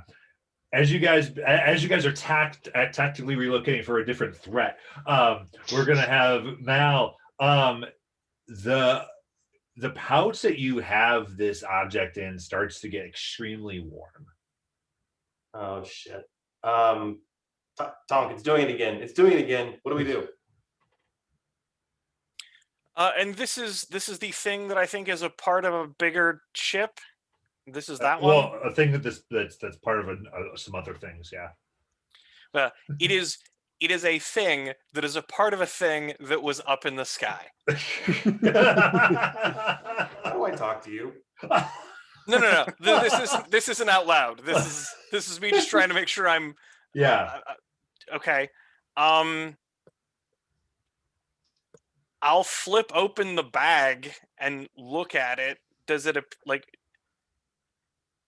Yeah. we haven't had enough death to fill this thing with energy yet. Yeah, I would say you look at this and what it is from the smooth shape it has, it is now one end of it is still kind of circular and smooth. The other end now has become this protruded, like almost spike. And as you run like a compass needle pointing north, it seems to track a certain direction. And it is into more of the interior of the city. Or the island itself. I mean, like as we start moving, does it like adjust so that it would keep us in the island, or if we like keep going towards the mist, is it still pointed in that direction? I would say as you're running, it seems if you haven't hit the mist yet, and it generally seems like you're going there. The closer you get to the mist, the more it doesn't point away from the mist, but it points more to the left of the direction you're heading into the mist. But if we followed it, it would still generally be into the mist-ish. I think Tonk is enough to kind of figure that out. Yeah. Okay. I'll tell Mal. I think this is related to them. And I think this is going to point us to what we need to deal with to get rid of this. Okay.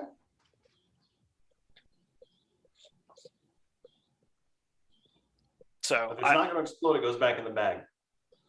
No, back in the bag. Got it. And we adjust course towards the direction it was pointing us in. Okay. Who's going to be the lead for that to make sure it goes in the right direction? I mean, I'm Mal. I could be since I'm very familiar with Island and I have the Wanderer trait. I could do that. It'd be, you know.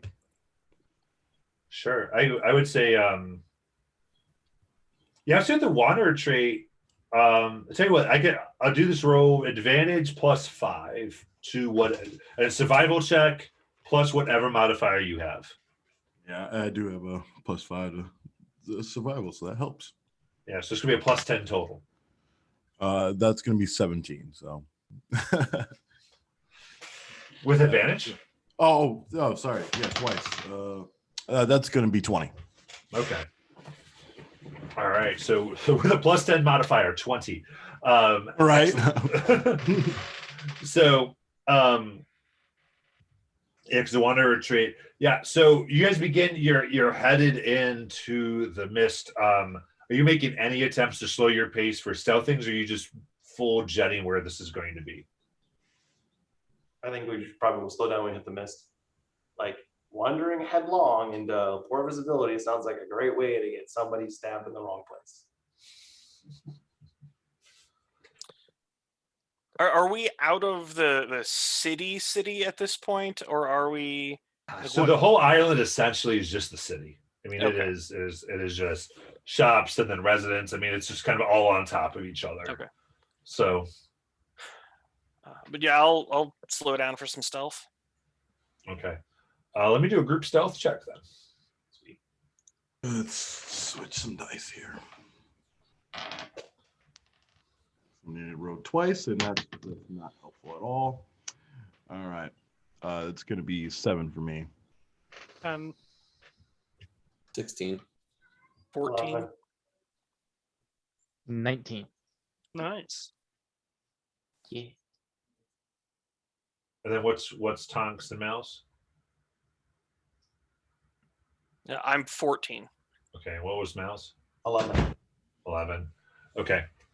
Yeah, so this is a mixture of loud noises and different things. You guys are trying to make it. I think just a group that's not totally used to this.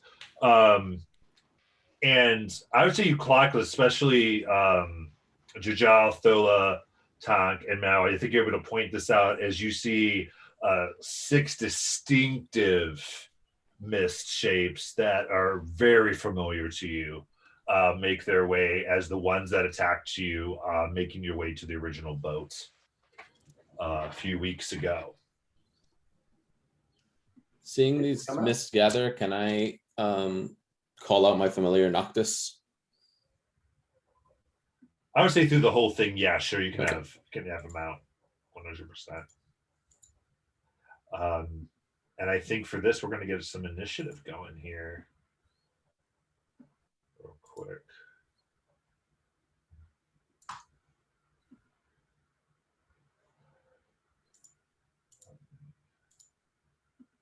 Back on those bad dice rolls. Yeah. Yeah. 15.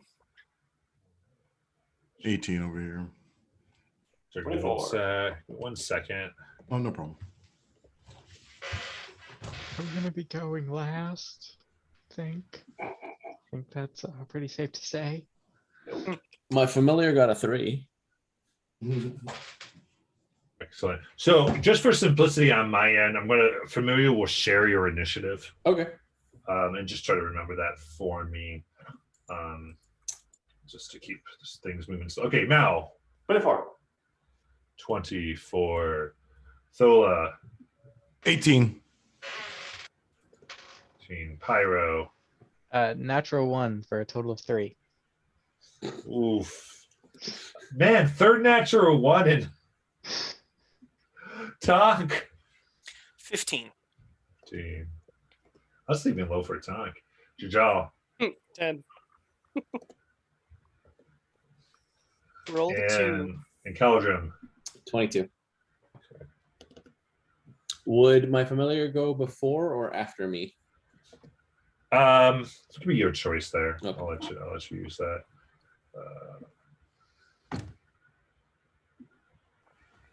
Okay.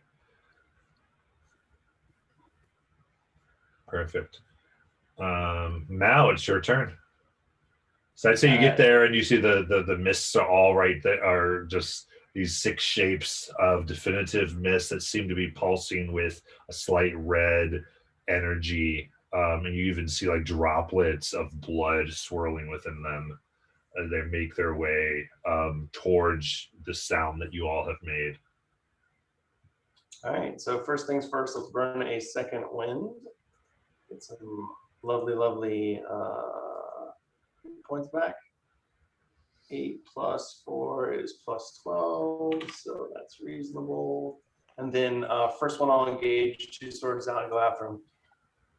Okay, go for it.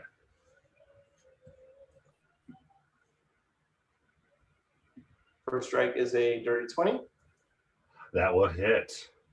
Second strike is a dirty 23. Absolutely.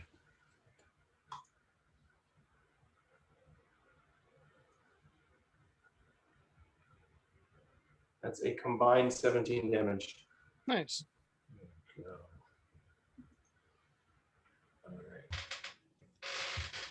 All right, and in a very familiar.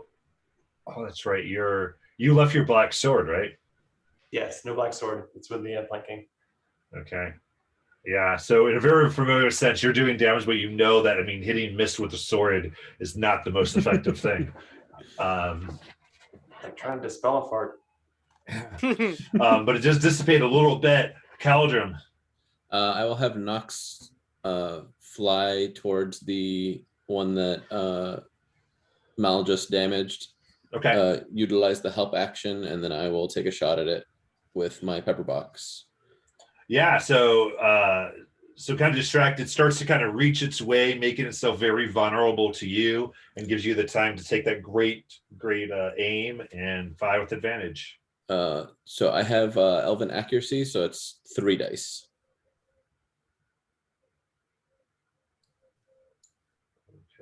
That's for attack. Like you get to roll 3 times. Yeah, when I have advantage, I can roll an additional d20 because of Elven accuracy. Oh, that's cool. So that's a natural 20. Oh, Wow, there you go. How are you doing criticals? Just regular. Yeah, just regular multiply. Just multiply your dice rolled by 2. Okay.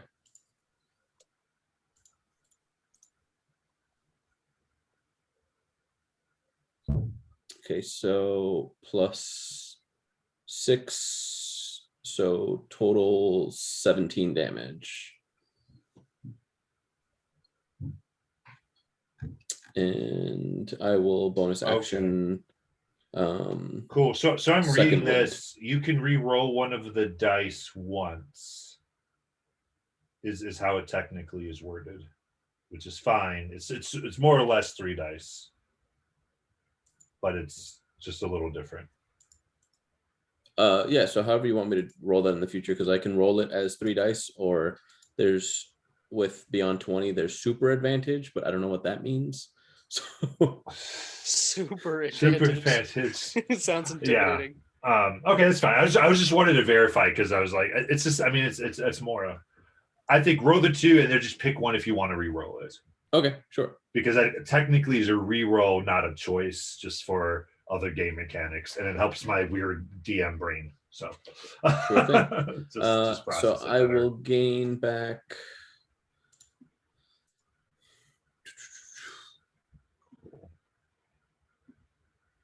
10 health from my second wind. Cool. What was your damage to that again? I'm sorry. 17 piercing. 17. Okay, cool. All right. So it fires, sort of ripping some miss, but again, misses hard. So resistant. Perfect. Yeah, so I'd say you feel like, and with a finesse that even Tonk doesn't quite possess, you see Kaladrim just fire gunpowder and iron go through as this kind of mini gun goes off. Thola, it is your turn. Thola kind of actually runs towards Jajal a little bit and says, "Get your ass moving. We need to go." And she does do emboldening bond between herself and him. Okay. Thank you. And then as her bonus action, she's going to raise her spiritual scythe right next to the mist that everyone's having some trouble with. Sure, yeah. So So that's it comes out, floats above the mist. And I will roll here.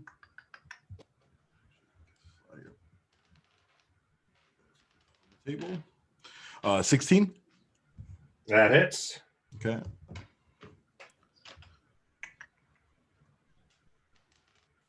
And that's going to be +3, 10 damage. Excellent. Yeah. And so that comes through and it kind of explodes the mist and even dries Force. some of it out. Yeah. Yeah. It takes full damage from that attack. Nice. And I didn't even have to add the D4. And then at that point, I will move a little bit closer to the mist to, put myself in between, myself and the party. Okay. Absolutely. Tonk. So I'll describe this a bit for Caldrum. Tonk, sort of out of one of the many pockets on the front of his armor jacket, pulls out what sort of looks as like a cylindrical object, like it's a cylindrical piece of metal.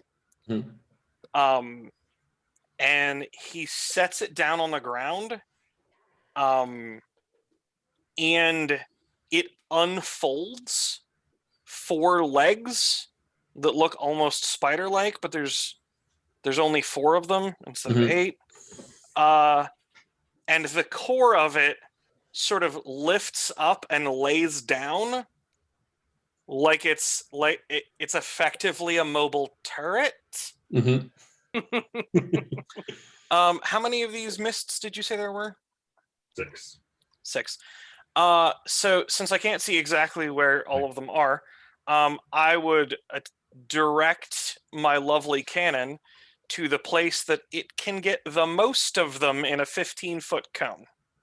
Yeah, absolutely. I think Thola's moved up, so the way that you would do it is you're not going to be able to get the one that everyone's hitting, but you get 3 others in one cone. Fantastic. Let's do that. Nice. So it's dex saves for them all. You got it. All right. I know that's going to fail, but what's your DC? DC's 14. Yeah. All right, that is only 1 save. That is 2 fails. That is sadly only 5 fire damage. Okay.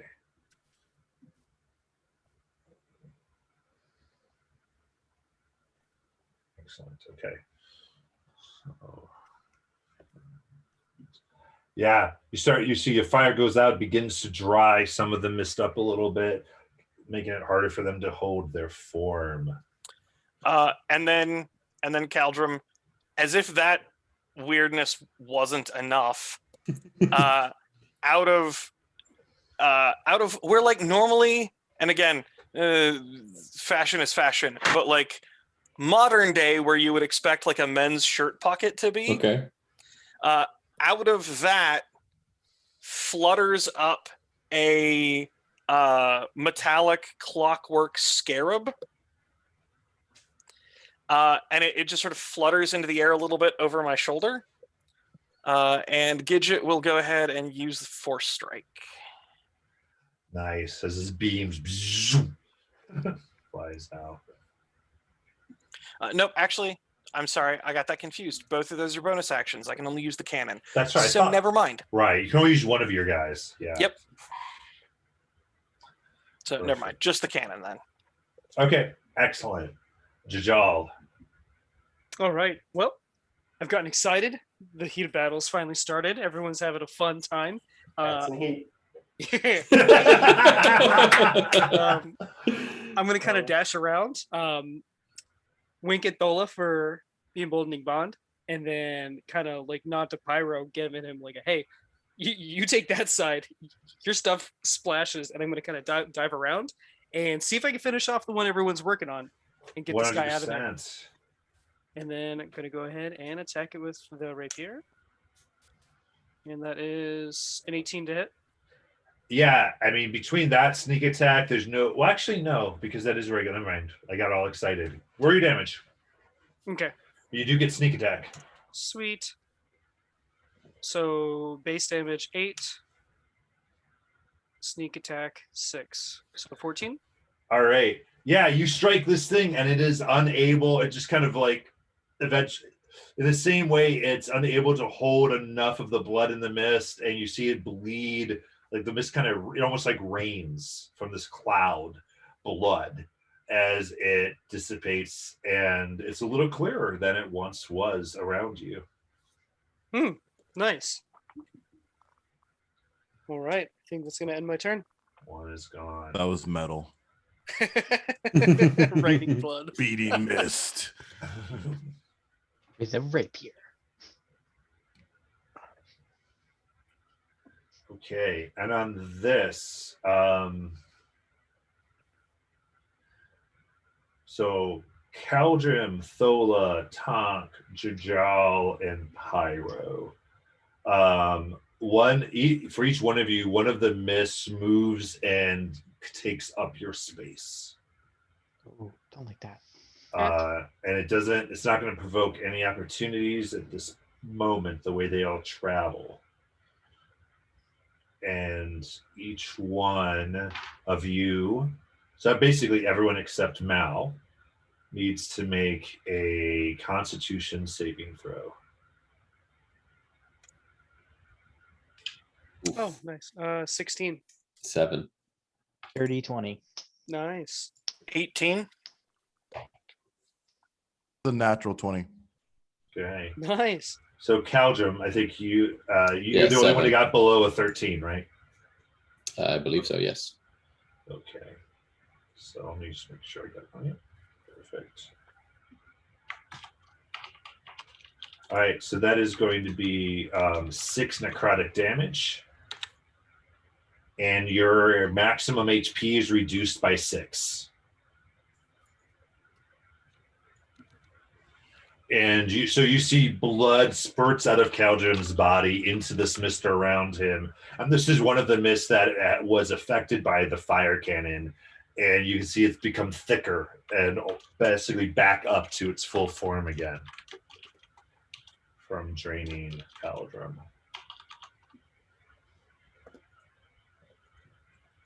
But that is all of the mist's turn, and it is Pyro's turn. Oh, yay. Okay, so not liking this thing surrounding me, I'm going to surround myself with something I do like and activate my Mantle of Flame.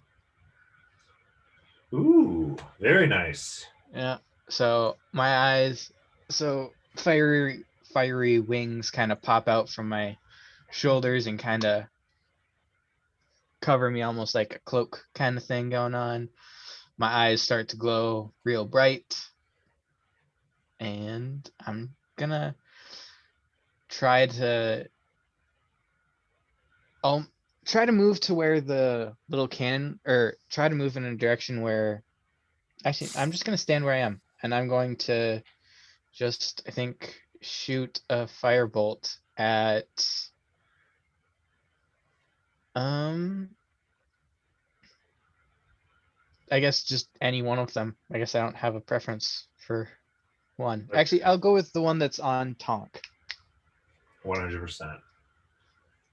So, shoot Yeah, my go ahead and roll it. Firebolt. As a natural one. Oh no. I'm sorry. Keep 'em coming. Do me a favor and just roll again and see if you beat Tonk's armor class. Okay.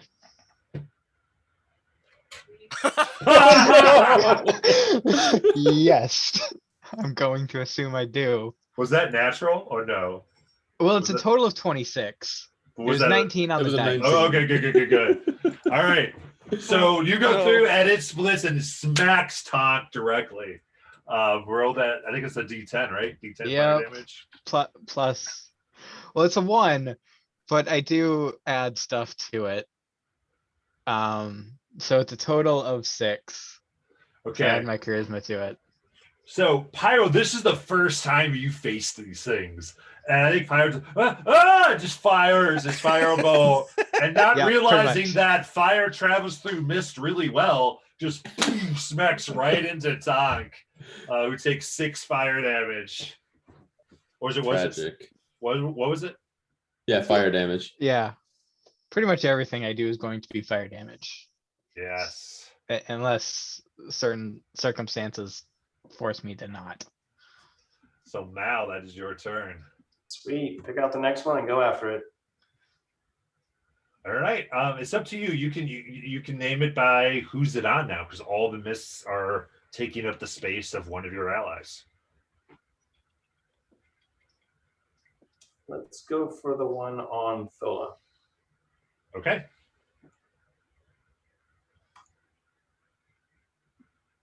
That's going to be 19 to hit and 9 to hit. Well, the 9 does not hit, but the 19 does. All right, putting us on a damage of lovely all of 6. Okay. All And I right. can clearly tell these things aren't really taking to swords too well, right? Yeah. Not super effective. Yeah. So I think, and I think part of this is you're sounding like I can't swing as hard as I can because Thola's there. So you're almost doing this surgeon maneuver of just trying to almost pull the mist off, and is doing something like is very weird enemies to fight. The sword training is more stab and go right through, and this is like picking at it. So I think it's throwing now off. And Caldrim, it is your turn. Okay, I will have knock this fly by the one on Tonk, just because he's the person I've had the most interactions with, to try to like disperse it with its wings to provide the help action, and then I will take my shot.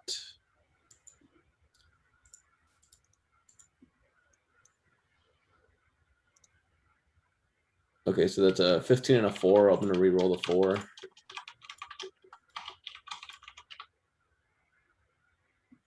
Okay, so I'll take the 15. So that's 24 to hit. Yes. and that is 15 damage. Okay. Excellent. And that is my turn. Yeah. So it explodes through. Like, I think the heat of the bullet itself is bringing some of the mist out, and causing it to rain the blood out of itself. And that's going to be Thola. At this point, what Dola will do is actually, touch on her emblem, and what she's going to do is cast her Channel Divinity, her Balm of Peace, and she's going to run out of the mist and go to all the other mist plus Mal to heal everyone with the 2d6. Oh, with the 2d6. Touching everybody. Yeah, I mean, There's a yeah, touch. I just have to be Right? 5. I have to be 5 feet within 5 feet of them. Oh, okay. Cool. So, cool, cool, yeah. cool. Yeah, so without provoking opportunity attacks when you move within 5 feet of any creature edge, that I want to. So. That's right. You automatically don't provoke opportunity when you do that, right? Correct. Perfect. Okay, yes. 100%. So roll for your healing. Will do. So everyone's within range of 5 feet at this point. Yeah, and what I want to do, I'll run it around and just like get out of there, obviously, so that won't get me again. But that's going to be a total for 11 healing. Dope. All right, so everyone take your 11. Cool talk. So as your healing energy tries to yeah, and I'm sorry, seep but into me, what it has no effect. Huh. Yeah. Interesting. Okay. And then Yeah, so I think Thola, you clock that you've seen this effect before because you fought this mist, how it actually takes away vitality from the damage it does. Mm-hmm. So Right. you remember, by the way, that you actually can't heal the damage the mist does. You heal the damage that Tonk's taken from Pyro, but not. So just as a thing, Thola clocks that like, oh, that's right. Any damage this mist does, I actually can't heal.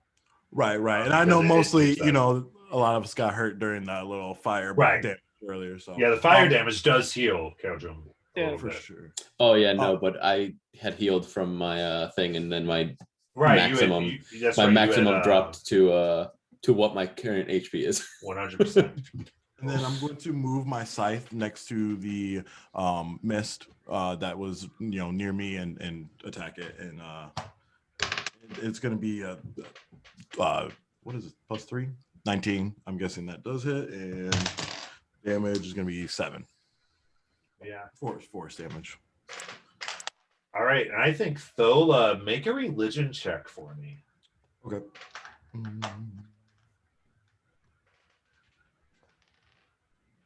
That's going to be a 16.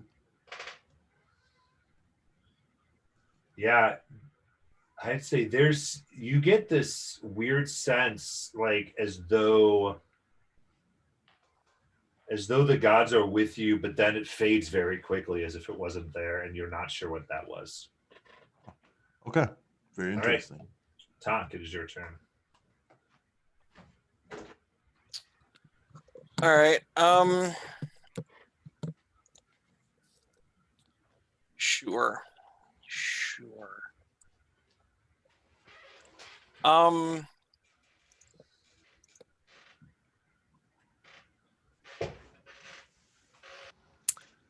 Can I step outside of this mist, but not like leave its threat area so I don't get adopt? But I don't want to be literally inside the mist. Yeah, so I'm going to tell you, its threat area is only inside of it. So to get out of it is to leave its threat area.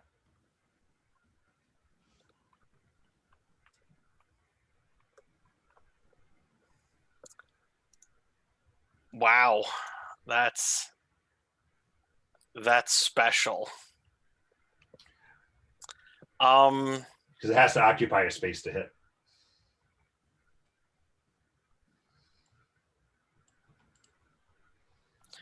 Okay.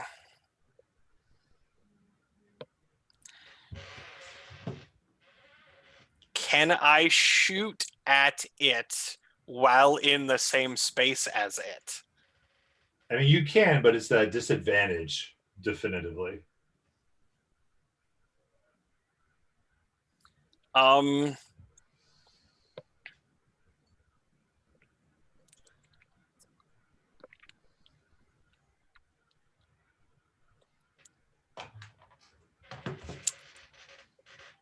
All right. I guess we're doing this.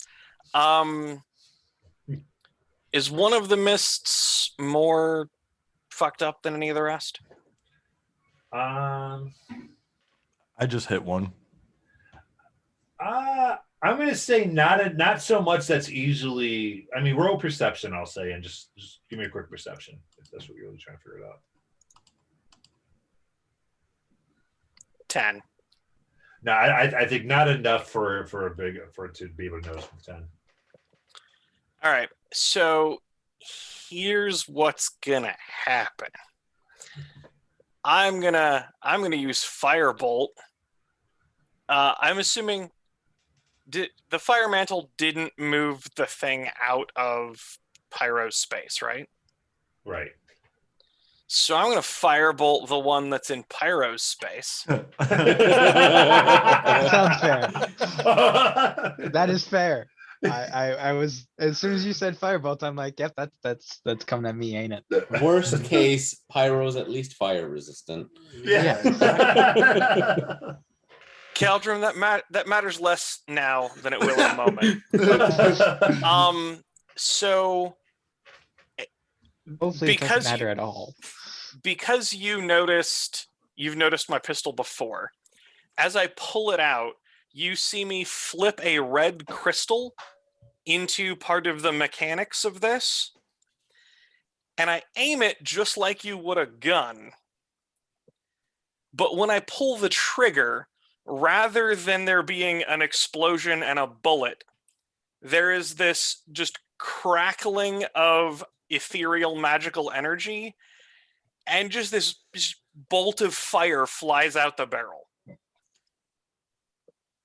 Definitely cool. not something I can recreate.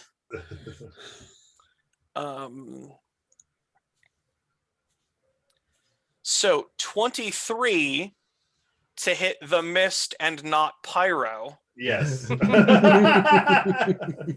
Are you sure? For 9 fire damage. Excellent. Then I will have my cannon move next to Pyro and use its 15-foot AoE cone attack on the mist in Pyro's square. Fair. Absolutely. I was doing purposely missing any other mists and people. Yes. Yeah, Yes. You got it. That's a dex save, right? Yes. I'm assuming that also includes me. Yeah, Yes. you go ahead and make a dex save as well. Hey, Yeah, it got a 21, so they both take half. All right. and then I take half of that again. Yeah, so you. Let me roll the damage here. So 9 fire. So it so- takes 4 and Pyro takes 2. Yep. Okay.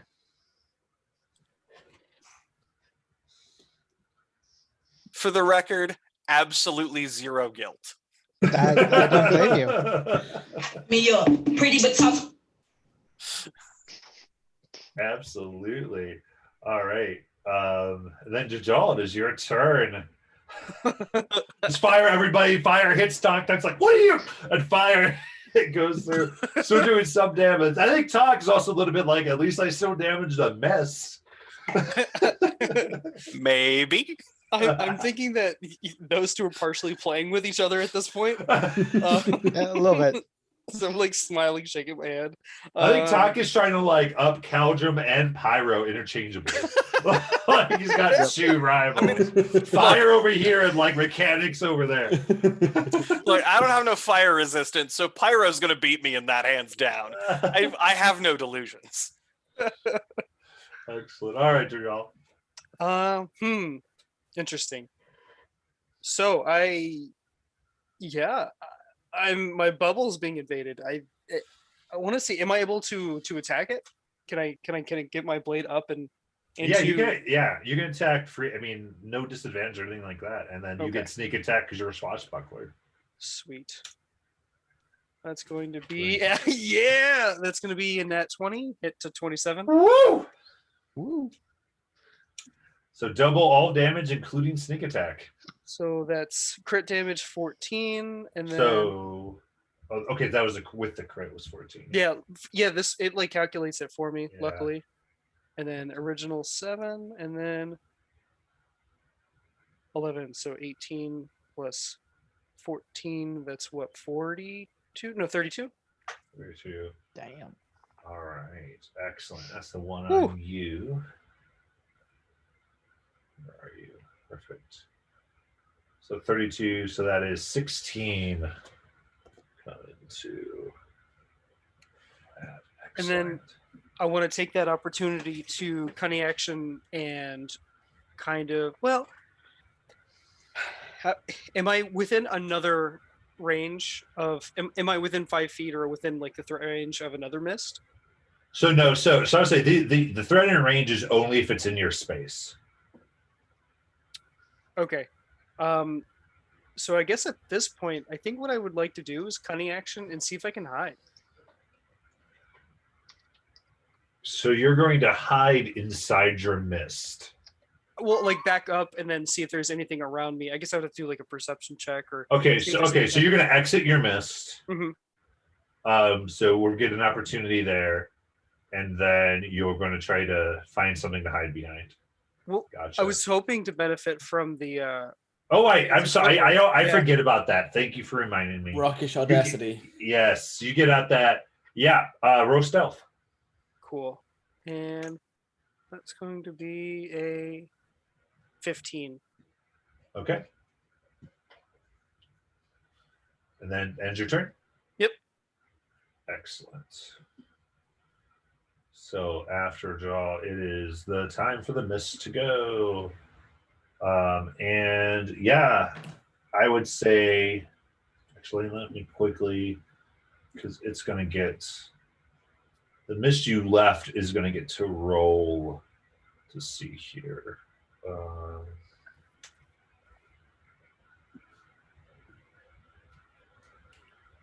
Nope. So it can't. Your mist can't find you. So it's going to move and occupy and join. So Pyro, you're going to get double misted. Actually, no, because Oh. Mal's there. It's going to go to Mal. Sorry, Captain. Yours moves to Mal. But that will leave.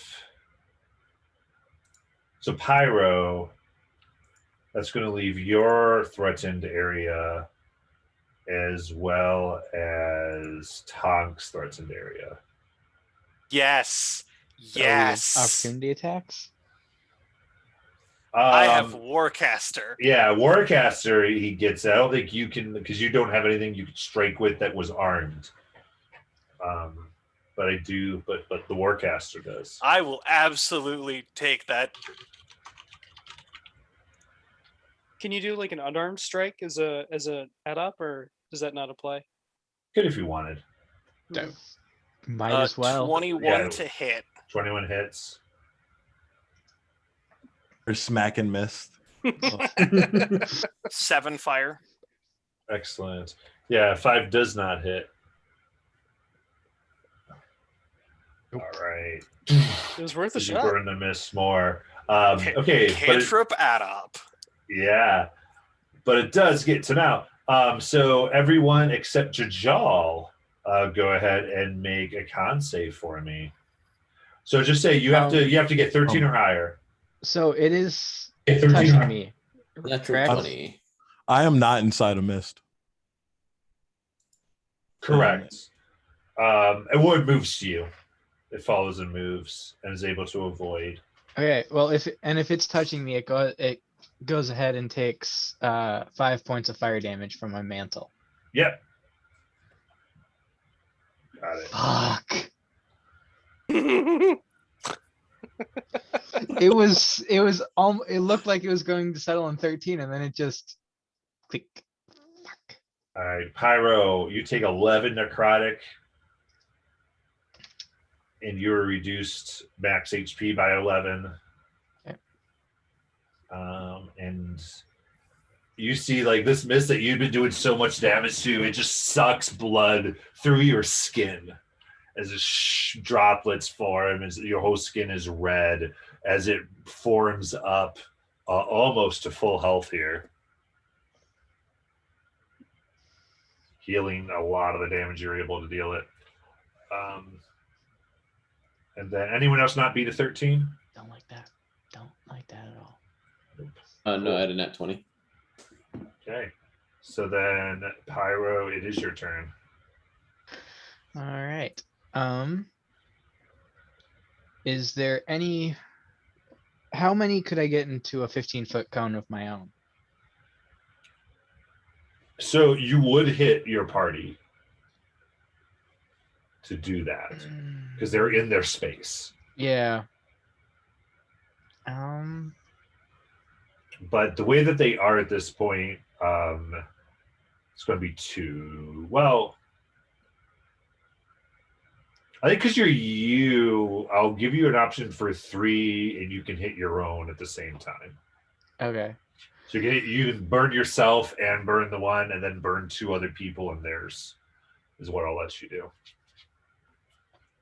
All right.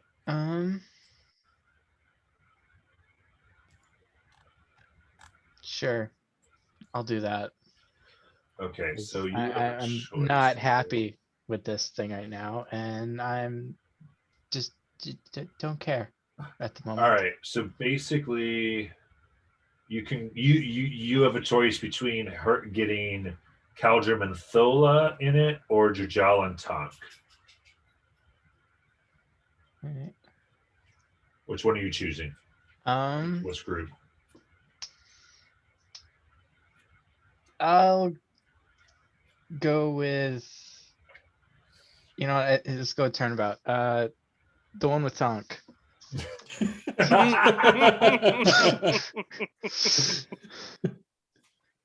All right, is this Burning Hands? Yeah, I'm gonna upcast it to 2nd level.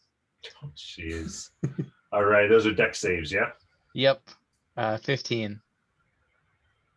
Okay. Nope.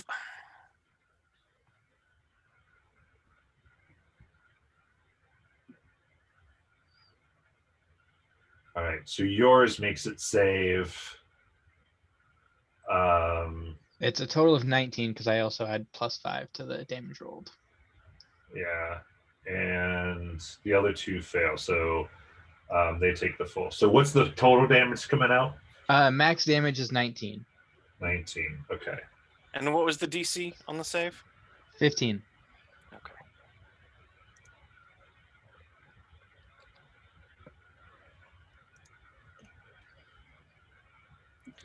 Jajal, how you doing with that one? Wait, was that me too? Yeah. Oh, my bad. Oh, let me roll that. Sorry. That was deck save. Yep. Yeah. Sorry about that.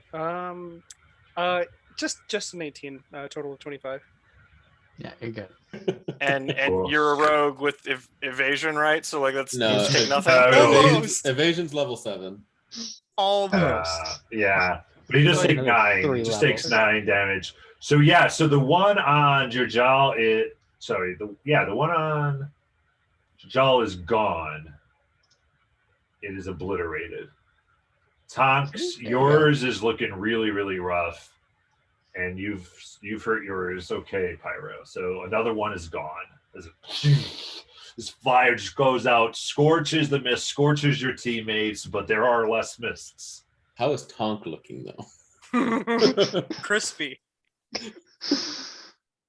No, I think he made the save. Oh no. No, he I did didn't. Did not. Tonk loves fire. Tonk is still not happy. Mao, it is your turn. Right.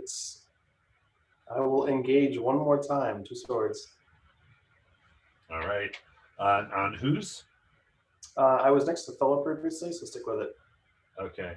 Actually, no. There's Tholo, one on me. there's one not me one now, on right? Tholo. Yeah, there's just one on you. Okay, Yeah. I'll just go for the one on me and just like complete insane scimitar sushi chef action. Yeah. That's not gonna work.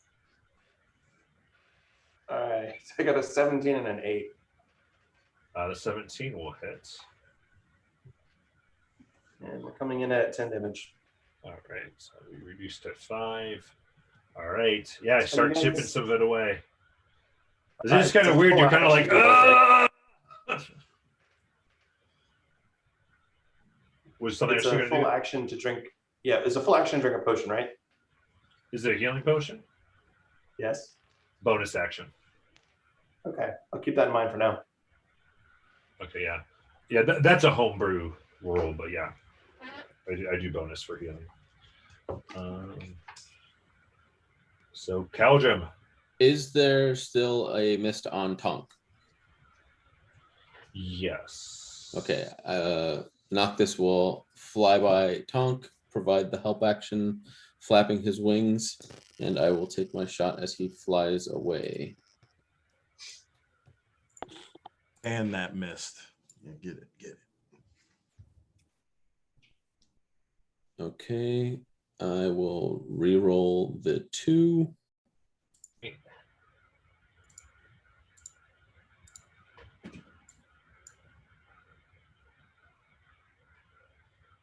Okay, so 17 hits based on what you said earlier. Yep. So 17 to 6. 13 damage.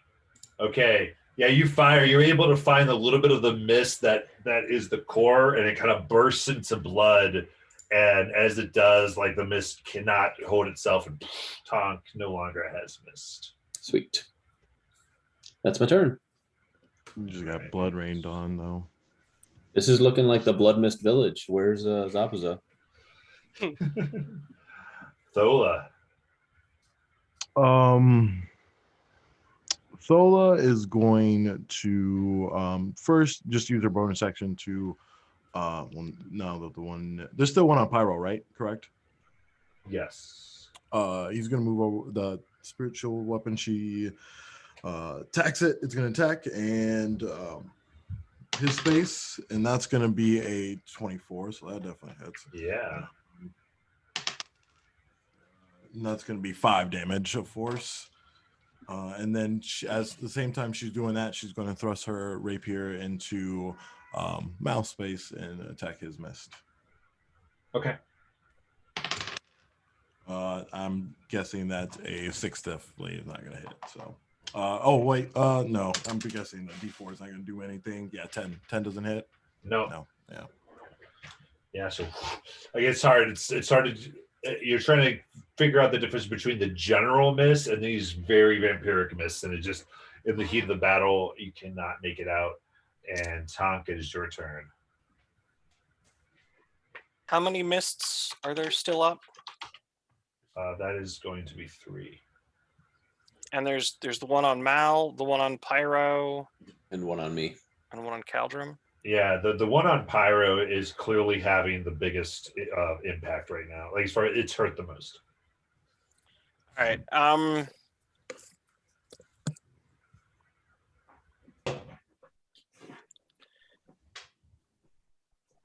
Yeah, we'll still just do this. Same thing as last round. Firebolt to Pyro. Actually, let's start just in case. Let's start with my cannon, and it's gonna AOE fire Pyro space. You got it.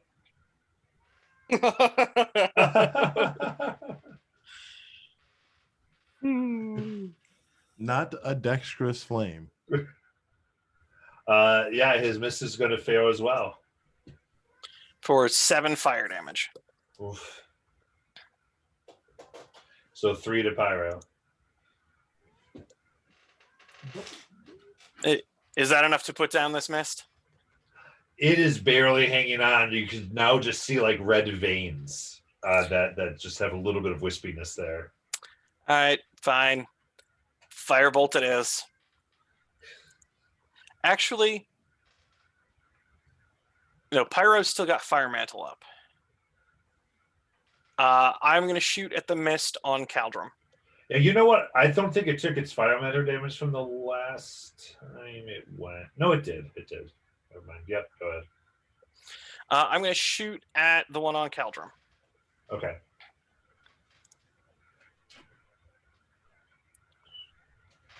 No. I miss. Oof, goes wide.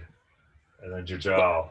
Looking at that dice just roll from a 20 to a 2. Oh Yeah, it's so sad. At least it wasn't a 1. no. Yeah.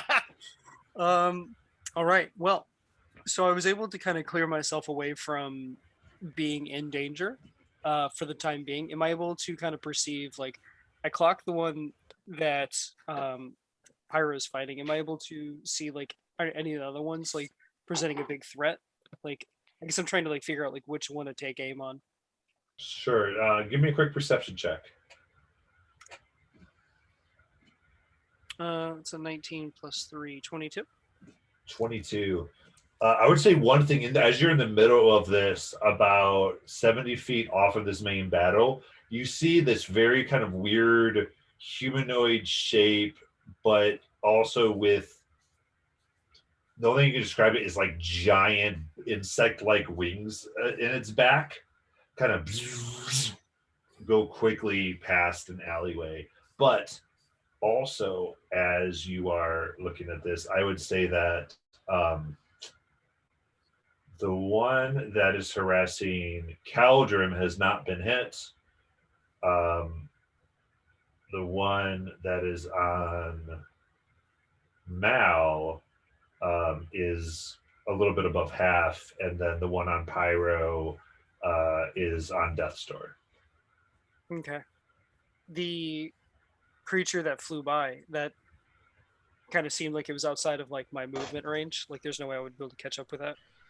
I mean, if you just went after it, you could probably get to where it just was and get a thing. If you go through, it doesn't seem to be involved in your combat. It was traveling a direction. I would say, especially the high perception, it had a place it was trying to go. Was not interested in joining the combat.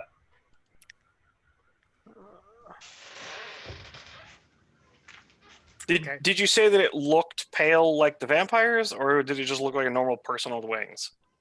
Within the mist, the biggest feature made out was just the big insect wings and this kind of like, I would say you did make out that it was like almost like an obese body being carried by these big insect wings.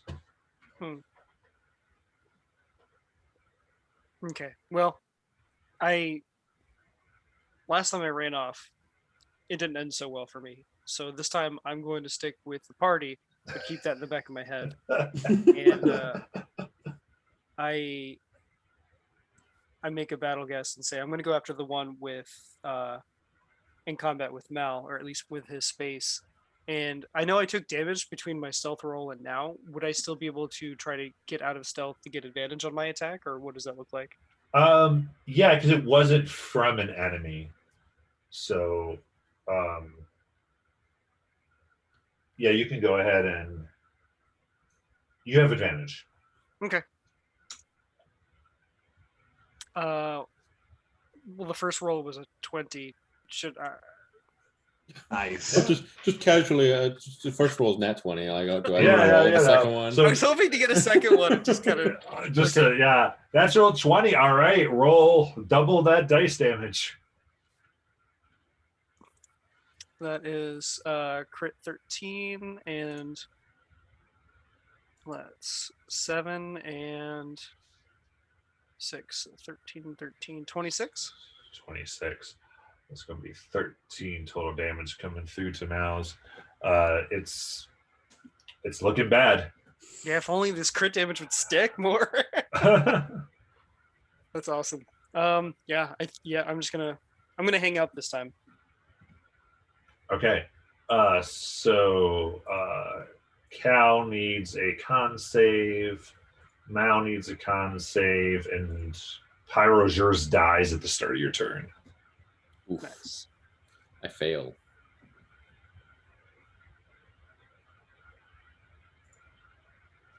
Well, Yeah, Mal, you fail as well. So Mal first. 14 necrotic and minus 14 max HP. And Cal 5 necrotic and -5 max HP. And Mouse is looking much healthier. Draining the blood of the captain. And Pyro, it is your turn.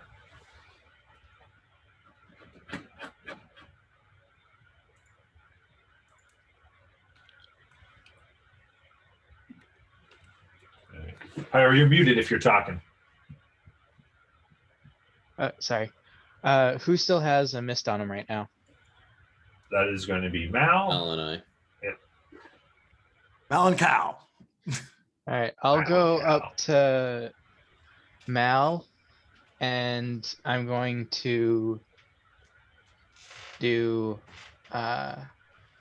poison spray, but I'm going to spend a sorcery point to do make it fire damage, Okay. and so it needs to make a Constitution save. Just the mist. Yeah. Oh yeah. Just go up and spray. I kind of just run up to him, the captain kind sprays him in kinda the just face with fire hold my gas. hand out, say duck, and fire kind of some like ash and cinders Yeah. kind of sprays out from my hand. Yeah, that'll be an 18. Okay, so it also ducked because Yeah. Yeah, see, it kind of just moves itself around. Goes around. And that's going to be now, I believe. Yep. Sweet. Let's keep going on this sucker. 2 more attacks. All right, you should attack your own.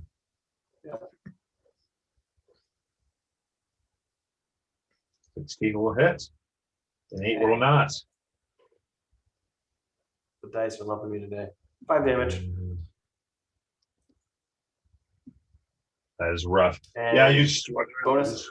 Yep. I was gonna say bonus action to grab one of the potions and drink it. Okay, yeah. So boom, take your healing potion. And that's 2d4 plus 2, I want to say, for those. Basic ones, yes. Yeah. Cool.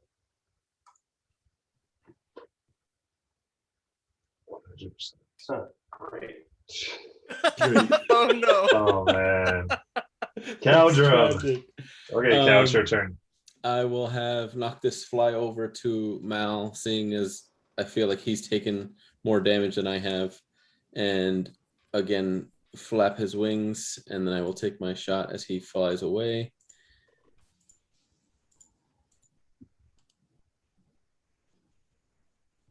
Okay, so currently a 17. I'll re-roll the 4.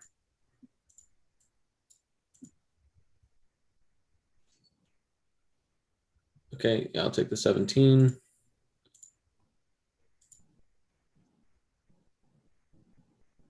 That is 10 damage. Yeah. So your ball rips away more cloud away, more mist.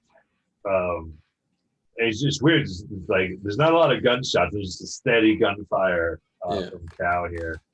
And that's going to be Thola.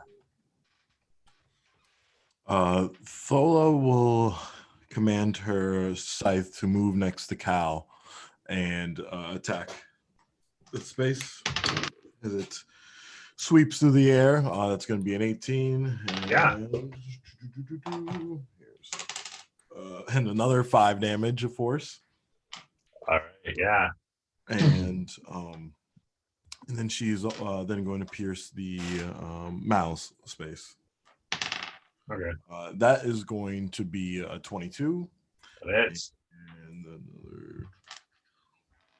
Where's my? Plus 7. It's piercing. okay.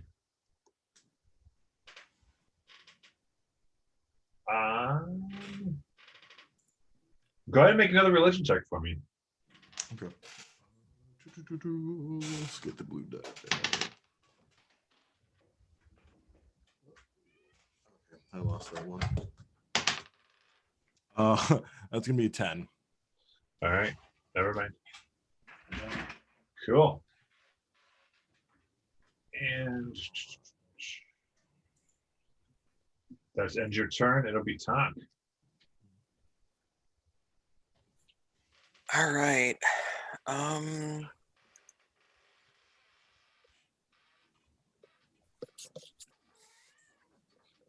Yeah. Okay. Um.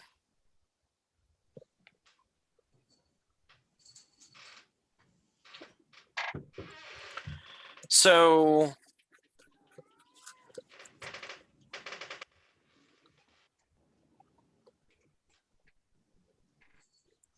Mal, Cal, which one of the two of you looks the most fucked up?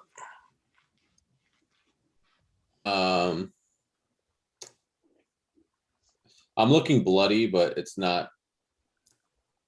I'm pretty sure that Mal's doing worse, and he's your captain. So Yeah, sometimes. All right. I'll shoot at the one in Mal's space then. 17 to hit. That hits. 5 fire damage. Yeah, the one in mouse face, boom, and dissipates and is gone. All right. And since I don't want to burn Cal the way I didn't give a shit about burning Pyro, at this Again, that's point, fair. at this point, Cal, you see that little metallic scarab fly up out of my pocket over my shoulder, and Gidget is going to use Force Strike.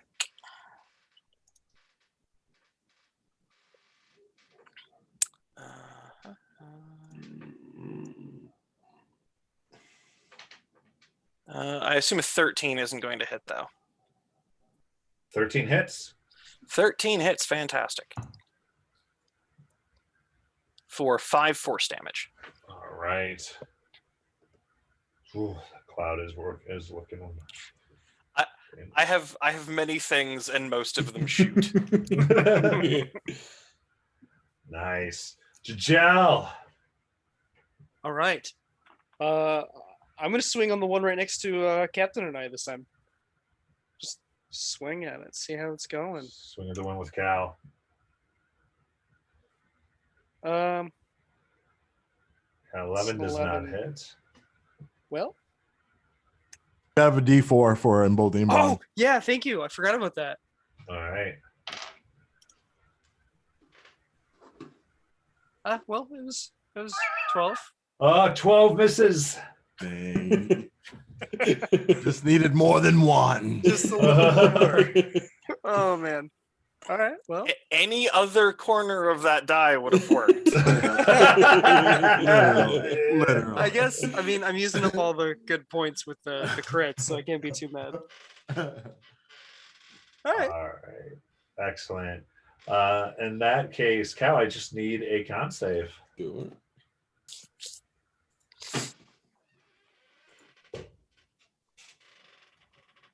Uh, 20 total. Okay, you're good. You do not take any damage. And it is Pyro's turn. All right. I'm gonna just do the same thing I did last time. So need a con save from him. Oh, you're constant. Oh, yeah, because you're doing the poison gonna- spray, yeah, I'm gonna- sorcery pointing it. Yep. Absolutely. Con save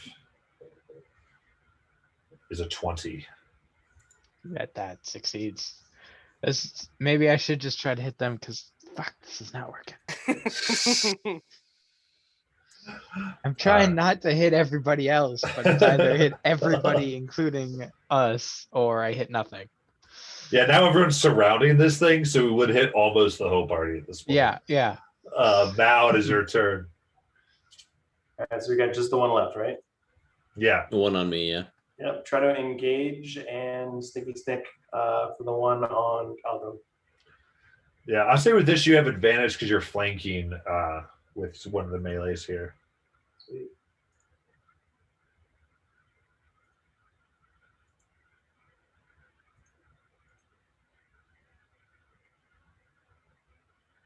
That's a 14 for the first sword.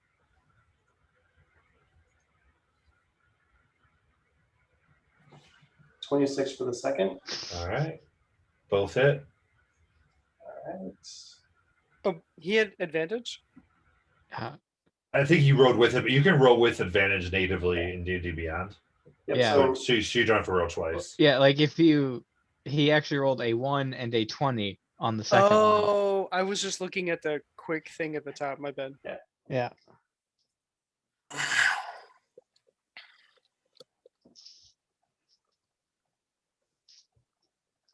Right? so total damage 16. Well, wasn't the second one a crit? Already calculated in. The 2d4s or 2 6s were ones. Oh, Oh, no. Yeah. I saw the 6 and then I saw the 10 after. I'm like, Yes. oh. Now I see it. Yeah. Cal, it is your turn. All right.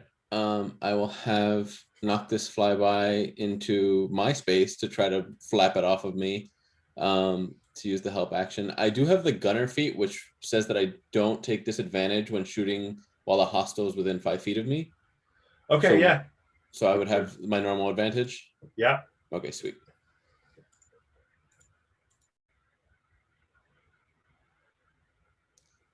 Okay, I'll re-roll the 7 just to see if I can get a 20. Because currently I'm at 27 to hit. Nope, another 18. So 7 damage. Okay. And that's it. All right. Piecing this thing out. It's still hanging on. Thola. She'll, the spiritual weapon's still there, so she'll attack with that. Oh, that does. Oh, I do have a D4, D4. D4, D4. Nope. I also 12'd out like you.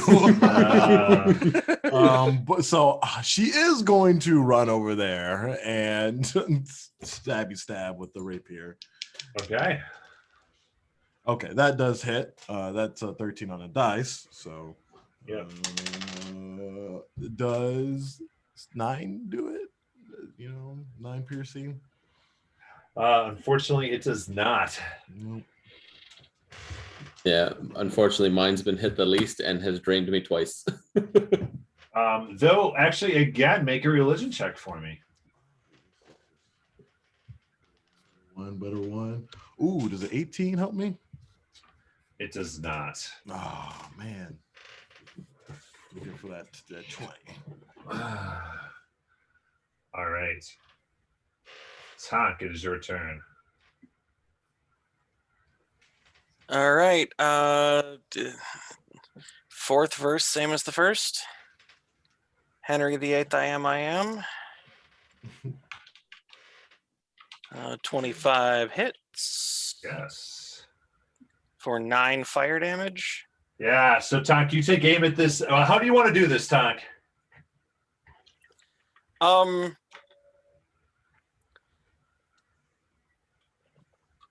As Cal's familiar comes over, flaps at it, and Cal just sort of like leans back and shoots at this thing.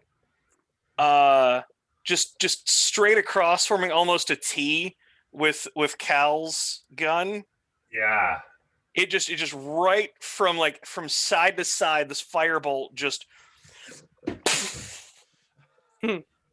I like this explosion from cows and yours, and they intersect, and kind of that intersection, there's extra heat as it just soaks up the rest of the mist and is gone.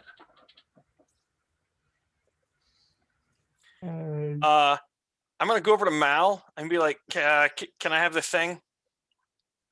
Which thing? The liquid thing that you drink or the big heavy rock thing? I'm pointing to your bag with the rock in it.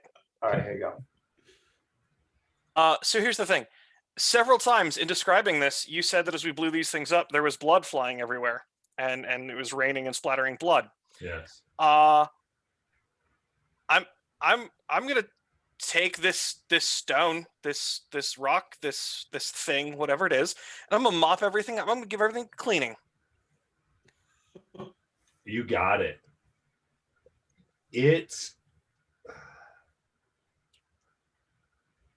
you look at it, and after it does this, unexpectedly, you get the sense that it's about at half power. Okay. And I would say you get that the blood from these creatures hypercharges it. Awesome. And I give it back to Mal so we can put it back in the bag. Do you have any idea what this is going to smell like in a few hours? I don't mean to ruin a good joke. That was amazing, by the way. I ducked out for a second to try to regain my bearings. Something flew by at an alarming speed. It was like it almost had like a beetle wings, and it was the body was massive, but I don't. Can I remember like what direction it went? Yeah, absolutely. I'll go ahead and point off into that direction. And be like, it like shot off past that alleyway right down there. Captain, what do you think? Should we go after it? It looked like it was heading, like it had no interest to get into a fight. It just was going to an objective. As Jajal is doing this, Tonk just walks over to the nearest wall, crate barrel, just anything he can lean on, like turns, puts his back to it, slides to the ground, pulls out a little syringe from his bandolier, and just stabs himself in the shoulder with it. Yes. Yeah, I'm gonna give a little sense of this thing. Get a sense of what you saw.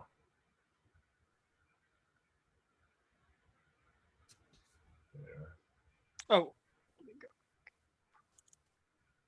sorry, I just clicked on your screen. Would you hold that up again?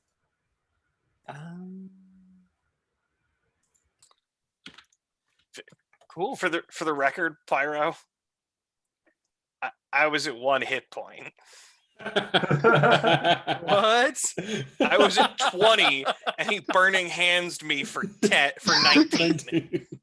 Oh man. I do go over after everything settled down and be like, the first time was not on purpose. I just freaked out a bit. I haven't had missed attack me before. After that was kind of on purpose. First time. Yep. That I do feel a little bad, but you know, is tit for tat, I guess, kind of, maybe a little bit. No, okay.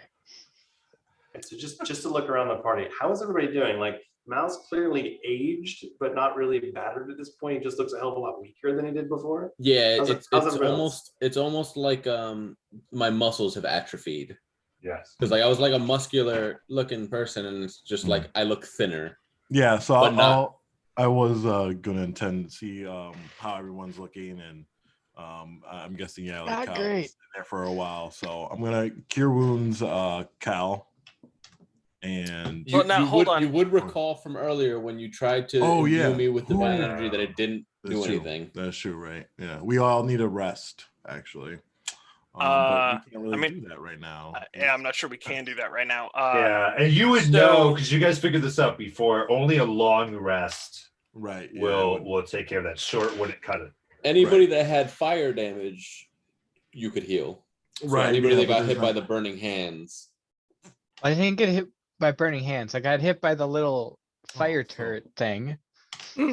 So, of the people that you can heal, I think Pyro needs like 5 hit points. I need like 17 still. I got you. I got Yeah. you, Tonk. Tonk. I'll go over to Tonk and touch Tonk, like actually, like like stroke his little red hair. Like it's gonna be okay. It's gonna I looked between Tonk and Pyro, and I was like, do you all not let's- like each other? There was a lot of like aggression in this combat against each other, and are y'all okay? I feel like they were smiling the entire time. I don't Probably know. yes. I mean, at least Pyro was. He's like, this "Nothing this personal." flaming one hit 3 of you at one point. I how much do did you want to get for it, though, Lo? apologize in general. If just like in advance, if I hit you with stuff, not trying to hit you, it's I think of it as acceptable, casualties kind of thing. Hopefully no Okay, Lord actual Farquaad. casualties, but Okay, Farquaad. Some of you may die. pretty much, yes. Is that kind of like if you fall off a boat and we don't come around for you? Sorry, what? Kind of like if you fall off a boat and we don't come Yeah. around for you? Yeah. Yeah, I'll be fine Talk. eventually. That's gonna maybe. be 9. Okay. And I'll like you, Tonk. I'll do it again. You get another cure wound for me. And by the way, That I've one's got a gonna few more of be those. also a 9. Look at that. I've got a few more of those potions, by the way, from our adventures in moldy, misty hell. That was good. Moldy, misty hell. Oh yeah, it's also not the first time we've had to fight each other, so I wouldn't really. True. I wouldn't put too much thought behind it. This is my first time encountering you guys. The important thing is we just don't leave anybody behind. I also touched my chest and healed myself.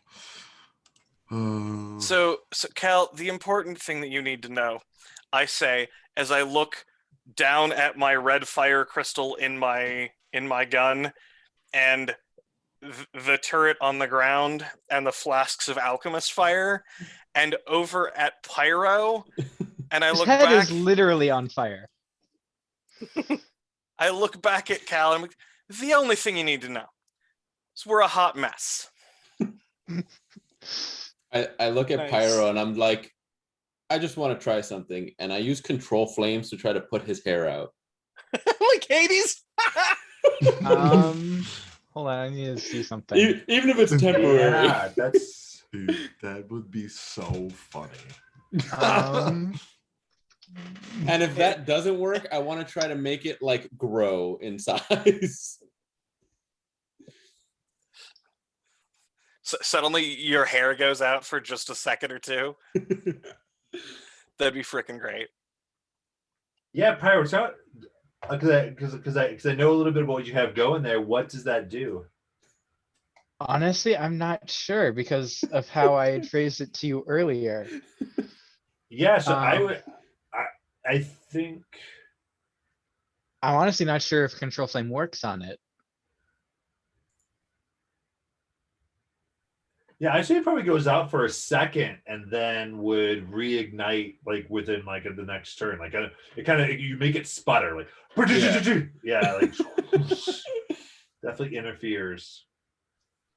So I have a question now. Could I use it to double the amount of bright light that he has and we can just have a walking torch? I mean, it is equivocal to a torch. No, kind of but then I at can all double times. it. Yeah, you could definitely could. I mean, I could do it then to myself if I wanted to as well.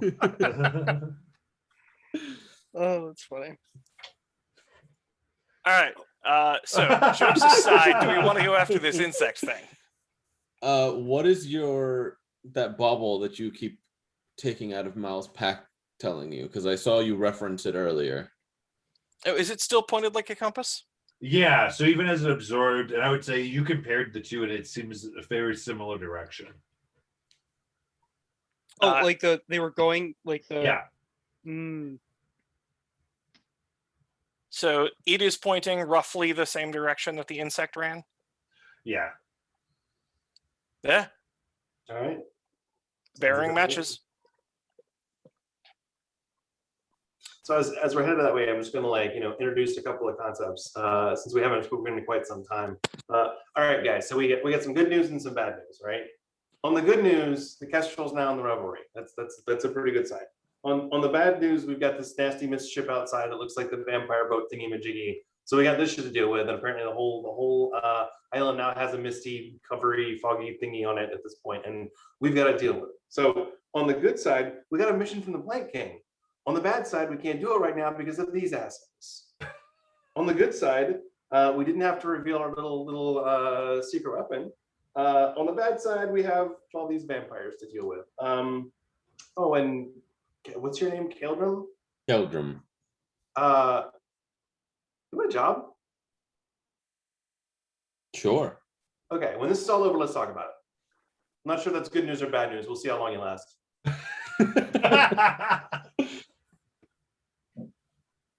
Questions?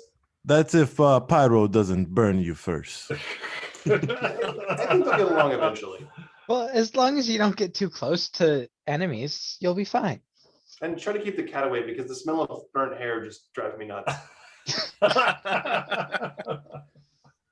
Do you know how long it takes for me to grow that back? It looks really weird being patchy in different places.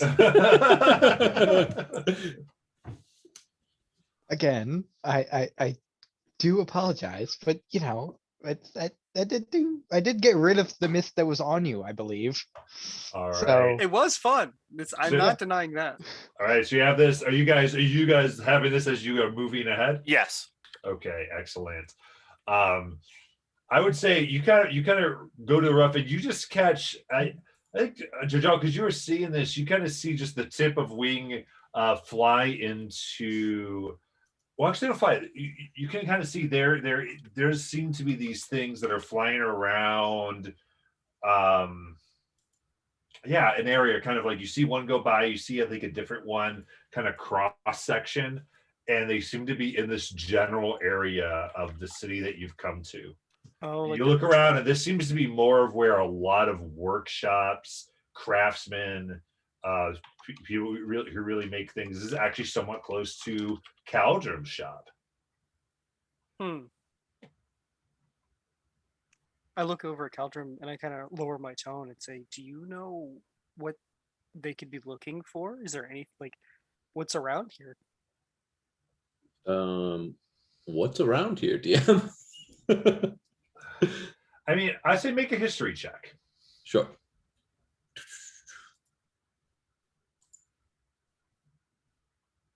That's not bad. Modified 20. Okay, with modified 20, I'd say there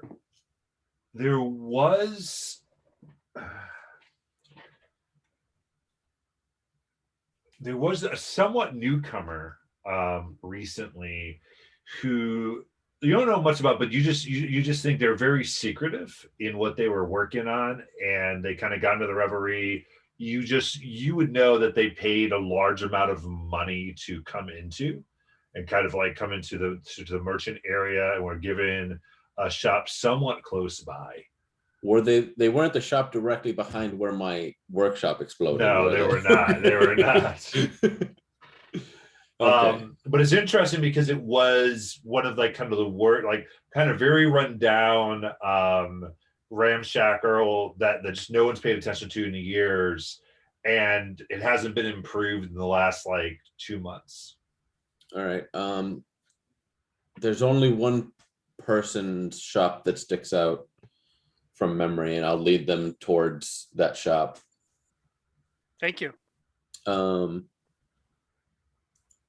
Yeah. Okay. So you guys see this? It's about a 20 foot by 20. I mean, everything is made of driftwood, but this is like the worst bit. Some of it is rotting, not taken care of at all. You can even see into it a little bit here or there if you get really, really close. There's not a perfect angle or a flush board in the entire structure. And it's just kind of standing there as though it's waiting to be knocked down. There's no sign. It's hard to even tell if it was being used. But Caldrum, people had been seen. Yeah. This person go. No one but this person kind of goes in and out.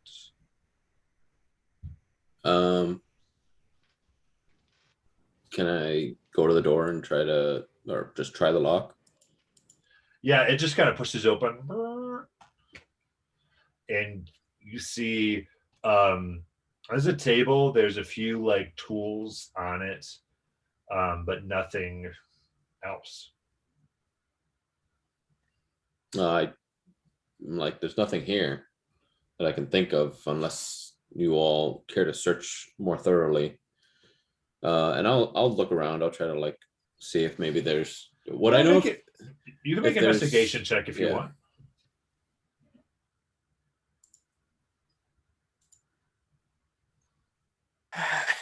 I'll take it. Another Nice. modified 20. Yes. As you start to look around, and you trip for a second, and your foot kind of goes into a small divot, and you realize you've gone through this like dirt floor, and you start to push around, and you realize that this isn't a dirt floor. This is actually a metal floor that has been covered with about 6 inches of dirt. And the place you'd kind of gone in, it had been a divot, like a hole almost. Yeah. And you move around, and you kind of go around where you tripped, and you push aside. I mean, this is nasty stuff, and you swear there's like feces in here. The smell again, it's nasty. And you uncover parts of this metal floor, and in the center is an inlay of a skull with a little crown. Huh. Is there like a handle Oh. or something, or Is But- that a skull and crown that I recognize? Jajal recognizes it, and Mal does. I look at Captain and I kind of pull out the coin. Yeah, it's the same. Do we and does it look like there's anything like any way we can interact with the objects that we have in our Yeah, hands? so the coin that I described, it had been cut into the shape. So it has holes. Can I put it into the floor? Like, does it interact with the floor at all?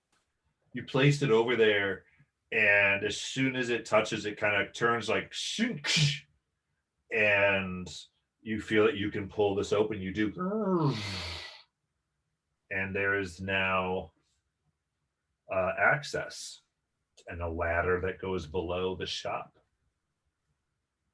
I kind of nod at Captain. Can I go down? So, All right. and just for clarification, the wood skull with the crown on it, it's pretty much identical to the one that I was handed. Yeah, the symbol's the same. Okay. And I would say as you guys get over this thing, you realize like as you step closer, the bag kind of vibrates like, and then just as you get to this, it goes boom, and it stops. Ooh. Um, I'm assuming it's a ladder down. Yeah, Where, sorry. So I grab a torch and I looked at Pyro. I was like, light this for me, please. I can only control it once it's lit. I just reach my hand up, touch it, and it lights up. And so I'll follow Dajal down Absolutely. appreciate it. and increase the brightness of the torch to double. Okay. Who's all going down? I think I will have gone down first. And I followed. Okay. I'll So- probably go as well. If there's no commotion, no craziness, I guess we'll probably all head down there. Yeah, I Yeah. guess if we want, we can all head down. Unless Yeah. anyone wants me to go watch, but I don't know if I should do that. So All right. The three of you, all of you then, all of you head down. And I'll just ask this: Are you leaving this open or shut? I will say that you don't see a way to open it from the inside. You do notice that, but it's up to you whether you want to leave it open or shut. I guess this really Thor looks like. Oh, Pyro. I think Pyro's going in last. Yeah. Could I try to take one of my daggers and kind of slip the blade underneath there so it's mostly closed, but still cracked? You can certainly try. So you're going to try to do that.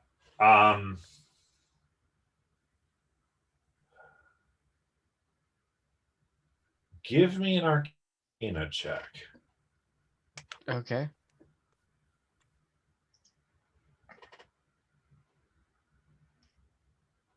The 10 total.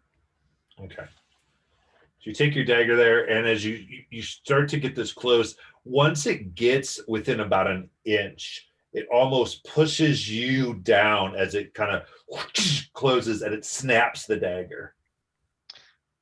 Okay. Then.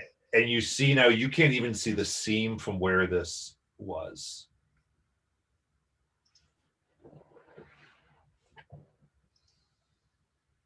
I glance up. All right, so now we're in enclosed space with a fire genasi that consumes the oxygen. It's gonna be fun. Okay. All right. Let's Technically, the only there- the only thing that's consuming the oxygen is the torch. and us. But yeah, So is there any air movement in here at all? Or is it like perfectly still? Make a perception check. Okay.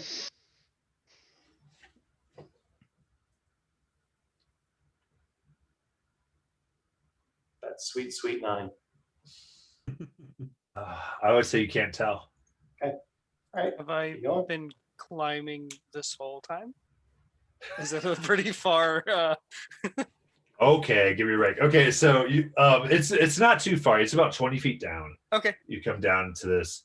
And as you descend, you hear kind of this sound where there is an orb that is floating above a pedestal.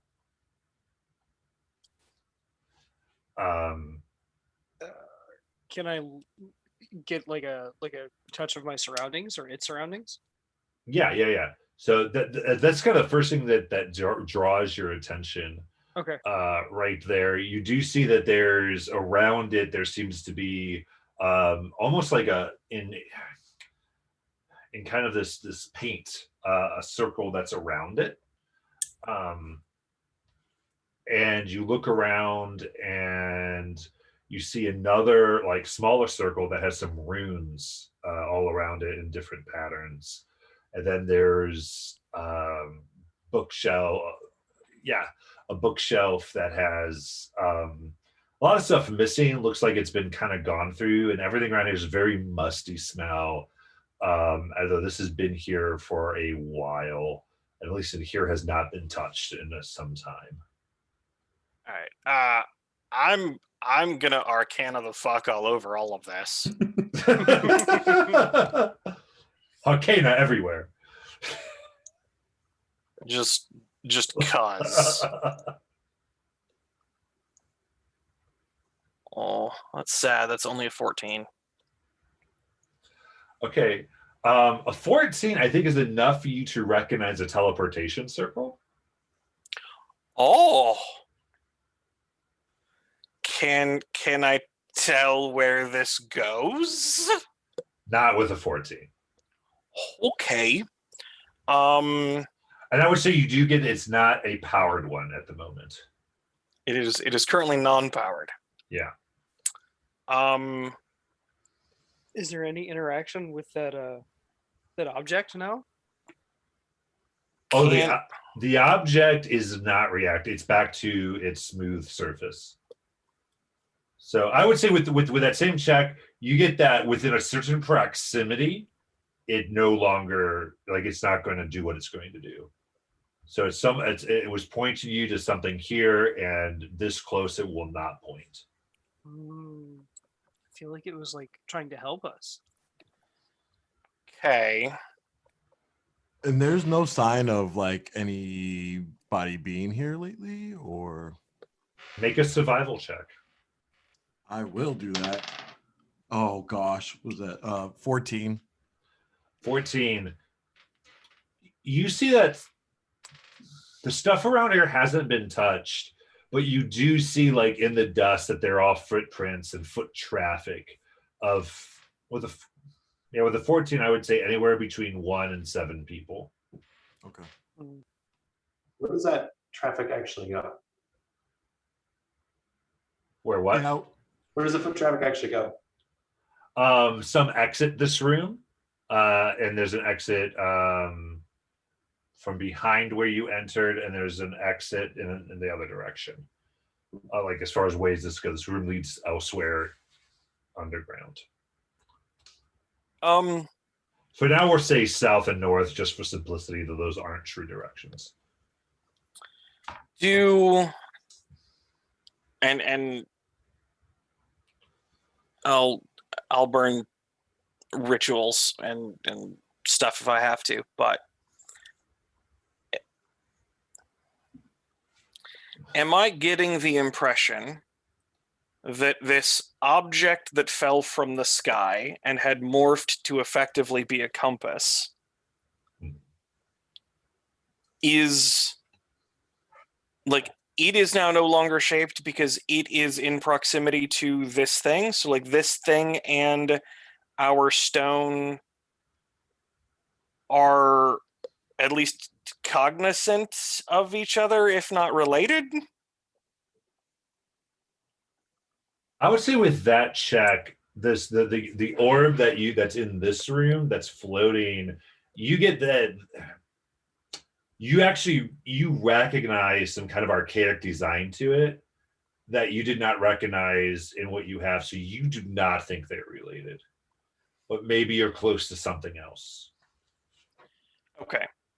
So this object is close to something, but it's probably not this teleportation circle. Right, or the orb that's in the center of this room on the marble pedestal.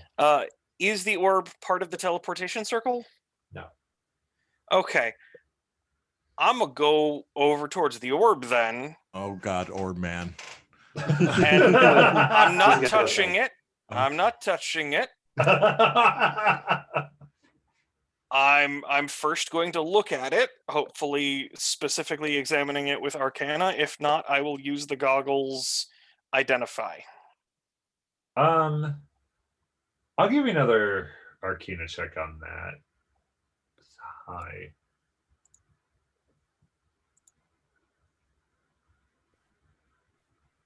$18. 18. I would say you get that this is old tech, old magic, but you get as well. No, I would say you get as old. Yeah, it's a generator. It's conversant from another power source. You do not discern its effect.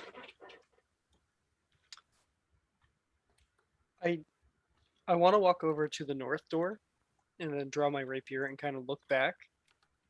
And want to make sure, what I would like to do is, have everybody ready and maybe check out one of these other rooms because I don't know. There's, they're searching for something.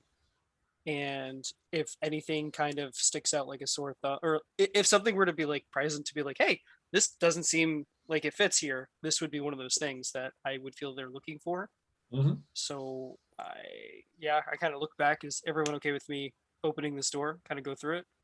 So there's no doors in this. There's just passageways. Oh, okay. Just to be clear, there's actually no door. I'm going to say there's no doors in the structure. Okay. Can I, weapon drawn, kind of stealthily make my way through the north entryway? I think you could be doing that. Is there anything else that Tonk was doing with the object? Well, I mean, you said it was a generator of some sort, a generator or converter. Is it active? Like, is it actively converting what it's trying to convert? Is it feeding anything? Sure, I would say it's waiting for the source of energy. Like it's floating and it's suspended, but it's not actively converting right now. Okay. Given what I now know about this orb and what I previously figured out about the teleportation circle, is it a fair jump of logic that if this orb were to receive whatever source of energy it is looking for, it would theoretically power the teleportation circle? I mean, it might be fair. I don't know. I'm not going to confirm it. I don't think that's illogical for what you have. Okay. Yes, I may not know this for sure, but is there anything that I'm seeing that explicitly contradicts that hypothesis? I would say you don't see any kind of rune or lines that connect the two. Okay. That's fair. And I think that the teleportation circle is some distance and kind of behind like some wall, like an outcropping of a wall here. Okay, So, that's so fair. It's They're not like immediately adjacent and line of sight to each other. Right. Okay, that's fair. Yeah, that's all I need for now. I might play with this later. okay. So Joel, you go to my stuff.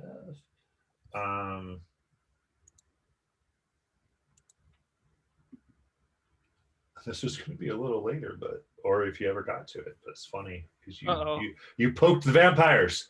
Oh no! Again. But yeah, so Joe, you go into this room and it's very barren, but you look and it's tiled with symbols representing various elements. You see fire, water, earth, wind, all throughout here. And to the northeast, just beyond this room, lies another large chamber. Beyond this. So you do see all these runes on the floor before you. Or the symbols with not runes, they're symbols. Symbols. Can I walk up to the water one and kind of inspect it? Sure. Make an investigation check. I'll do perception. What do you want to do? Do you want to like touch it and feel it around, or you just want to look at it? Oh, I'm gonna touch it. Okay, investigation. My investigation is a 6. Okay. It's pretty. Nice. I mean, really well done, well made, metal. I don't get any sense of danger in here. I don't get a feeling like somebody's watching me. You don't get anything with a 6.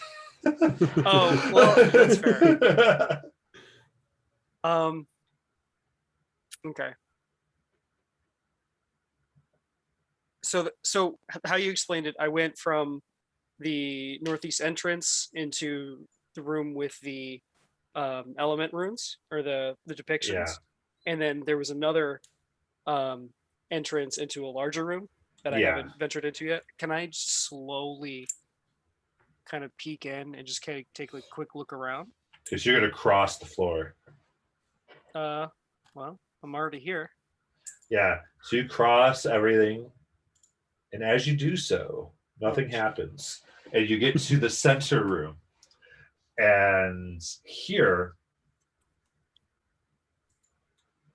as you breathe, immediately there is a cloud that comes out from your mouth. It is cold in here. And in the center of this room is this black metal that is pulsating with purple energy. And it rests upon this little podium of tarnished copper.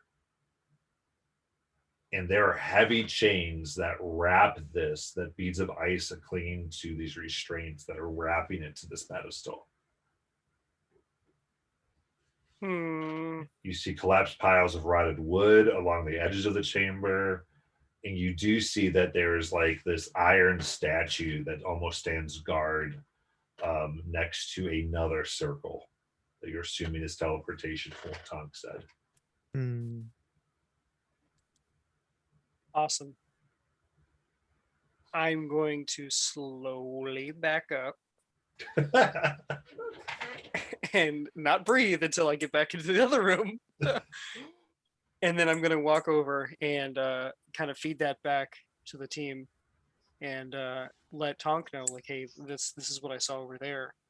And what does everyone want to do?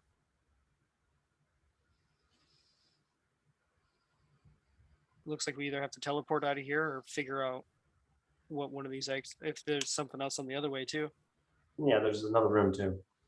So I look towards the passageway and I look at Mal and I look at the bag. I'm like, I should probably go look at that. Mhm. I would also want to see that because I want to see what kind of metal it is.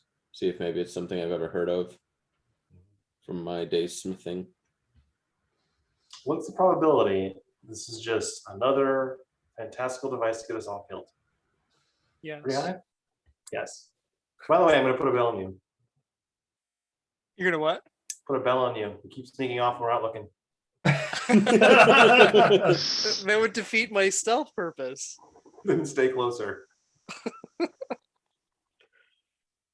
Oh man, Or, have one of us come with you. curiosity has almost killed me. Multiple times. Weren't you just saying the last time I split off from the party it didn't go well? Well, that's why I made sure everyone knew what I was doing first. You didn't say anything this time. You just walked over. But I would go with Tonk into that room where he said this large metal ball that is being chained down is, because I want to inspect it. Okay. I want to wait for Paul to come back here. Get fully back with us. All right.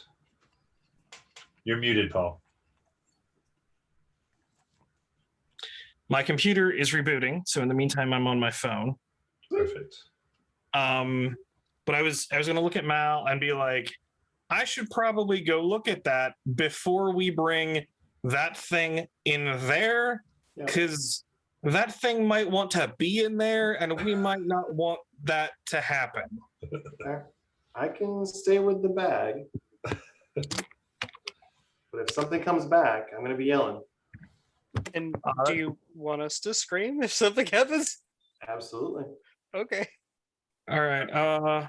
Yeah, you stay here with that. I'm So are we doing 3 and 3 or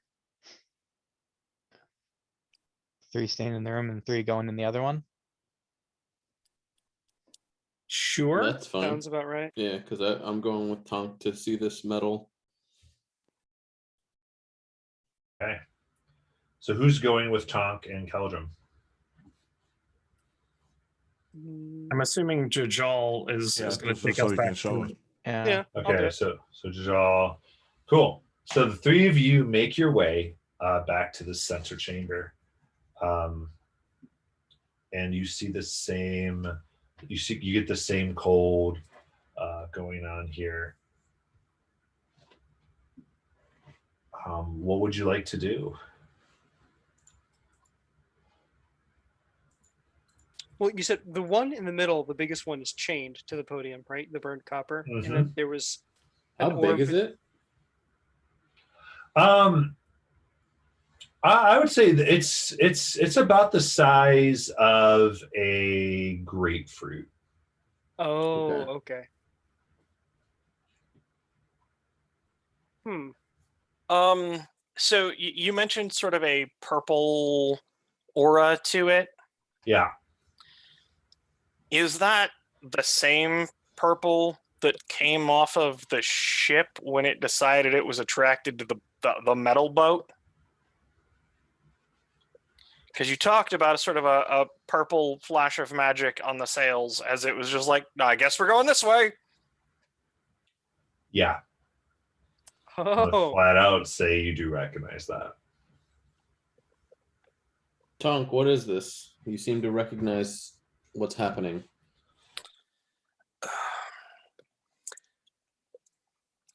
I don't know the larger picture, but the thing that Mal has is a piece of something. A piece of something that the vampires think they own or do own. They call us thieves for having it. We found it on an island. It had made things crazy on the island, and then when I removed the enemy fungus influence off of it, it built us a plant boat. Okay. And then when the plant boat needed to move very quickly, there was a flash of this same purple magic that moved the boat.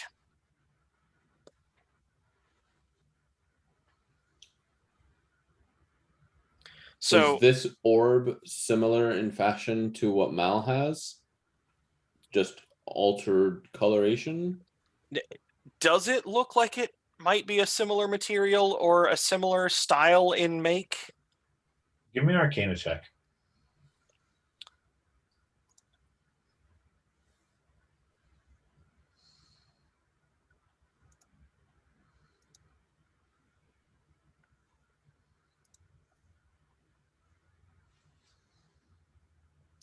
$21.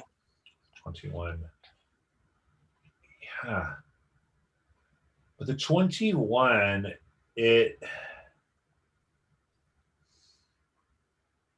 you see the similarity. What you do pick up is the blackness that's on it. Like I said, black metal. As you get this closer look, it's as though it's been, choose the best words I can here. I'm not going to translate them into fantasy, but oxidized. As though what you had with Mao would probably look like this if it was here long enough. But this has that. Okay. But otherwise, yeah, it's fairly similar. So I turn to Cal and I say, pick me up if I fall. I turn back to the orb on the pedestal and I use identify in my goggles. All right. Make me my intelligence saving throw. I knew that was yeah, coming. you knew it was coming. You know what happens when we interact with these.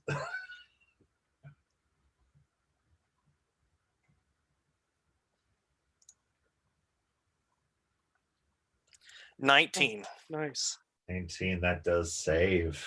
Whew. Identify. In the same way you get that now give my Arcana check to go with the identify. Because these are a little trickier. 20. Nice. We take those. Absolutely.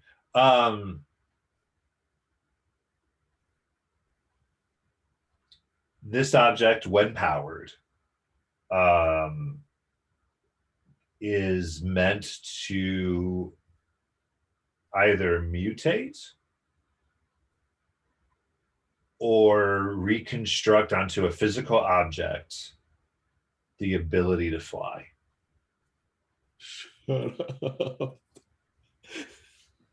Is it powered in the same way? Yes. Okay. Out of character. Mal, what did the Plant King tell you to grab?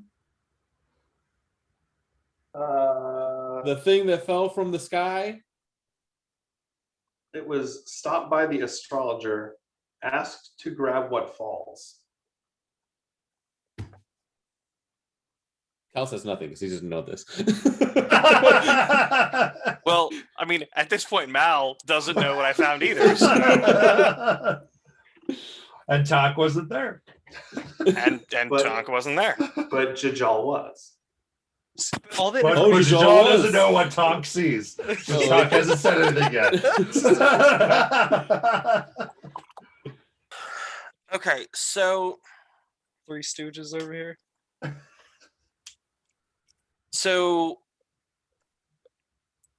in the same way that I felt like the first thing, like there was, I don't know if it was physically there or if it sort of just felt that way, arcana wise, of like a rough edge where it was previously attached to something and may have broken off. Mm. Do I get that feeling with this one on the pedestal? There's a lot of oxidation on this thing, and it has. I would say you get that you'd have to spend some time and chip, if you could chip, away at this. Okay. To really get the sense of this, it's just been covered very much, and it's hard to know what's here. Does Tonk express any of this?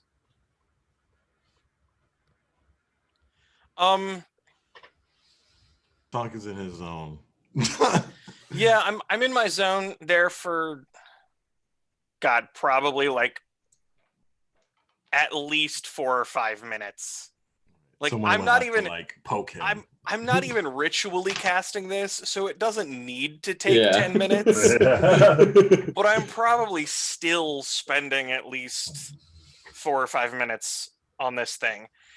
Yeah. Just muttering to myself, not anything intelligible, right? Because whenever I talk about magic, it's, ethereal condensation and, differential whatever, right? Because that's what magic is to me. But and also you've seen Tonk talk fast, like a lot of times when he's talking to other people, he'll like speak fast or like maybe even repeat himself. When he's muttering, it just goes super fast. Because he's not actually slowing down to talk to anybody else. He's just talking to himself. Okay. So you probably don't get anything other than the fact that he's talking to himself for a little bit. And then he stops, he steps back and he goes,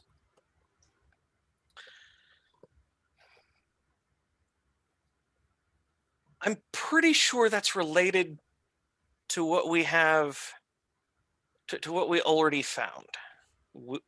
The thing that made the boat. I think it's related. If you, well, A, would it be safe for me to touch? Do I get the feeling that at this point it is relatively contained, similar to what we have, in the sense that, like, yes, there was a point where when it had too much energy, it wanted to do stuff. You said it's chained down. I'm assuming I get the impression that if I let this thing go, it might just fly up in the air. Like, Well, it's chained down and it's coatier, so and then there's ice on the chain, so you get a sense that it absorbs heat. So it's absorbing enough heat that ice is forming on the, like, it's not formed but distinctly formed on these chains. okay. So when I say this thing is powered similar to the other one, it might be that this absorbs heat the way the other one absorbed blood, or would this It's also really hard to tell. Okay. I think How is you it? you can spend more. I would say you've got the orb, there's the chains, and then there's the copper pedestal as you get as 2 other unique things that are involved in what's happening here in the room. And identify goes to one object. Okay. At this point, I'm gonna go back to Mal. I mean, I do want to look at both of those things, but I don't want to leave Mal just waiting for half an hour. Before I go, can I look at the chains and see how they're fixed, like to any structure, the ground? Yeah, give me an investigation check. Not my best. 14. 14.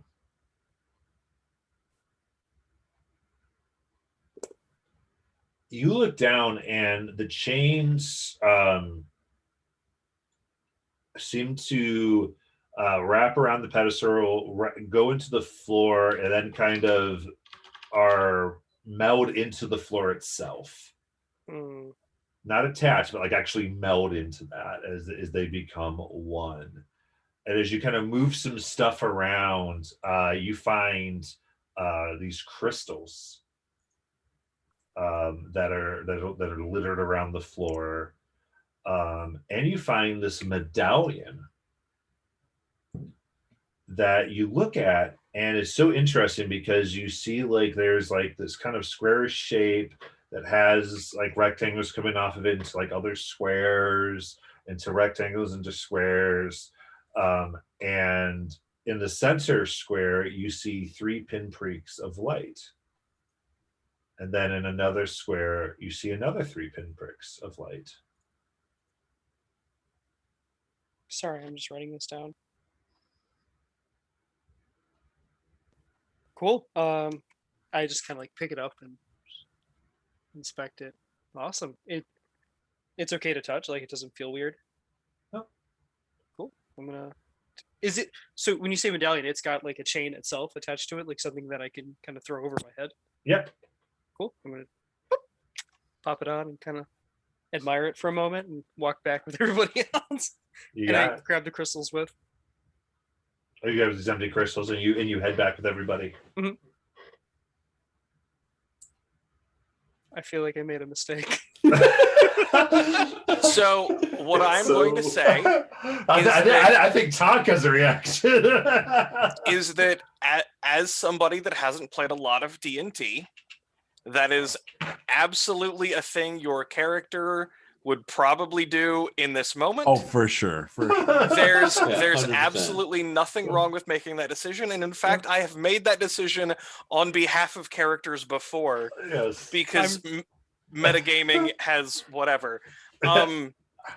But there are magical items that if you just put them on, suck and can't come off.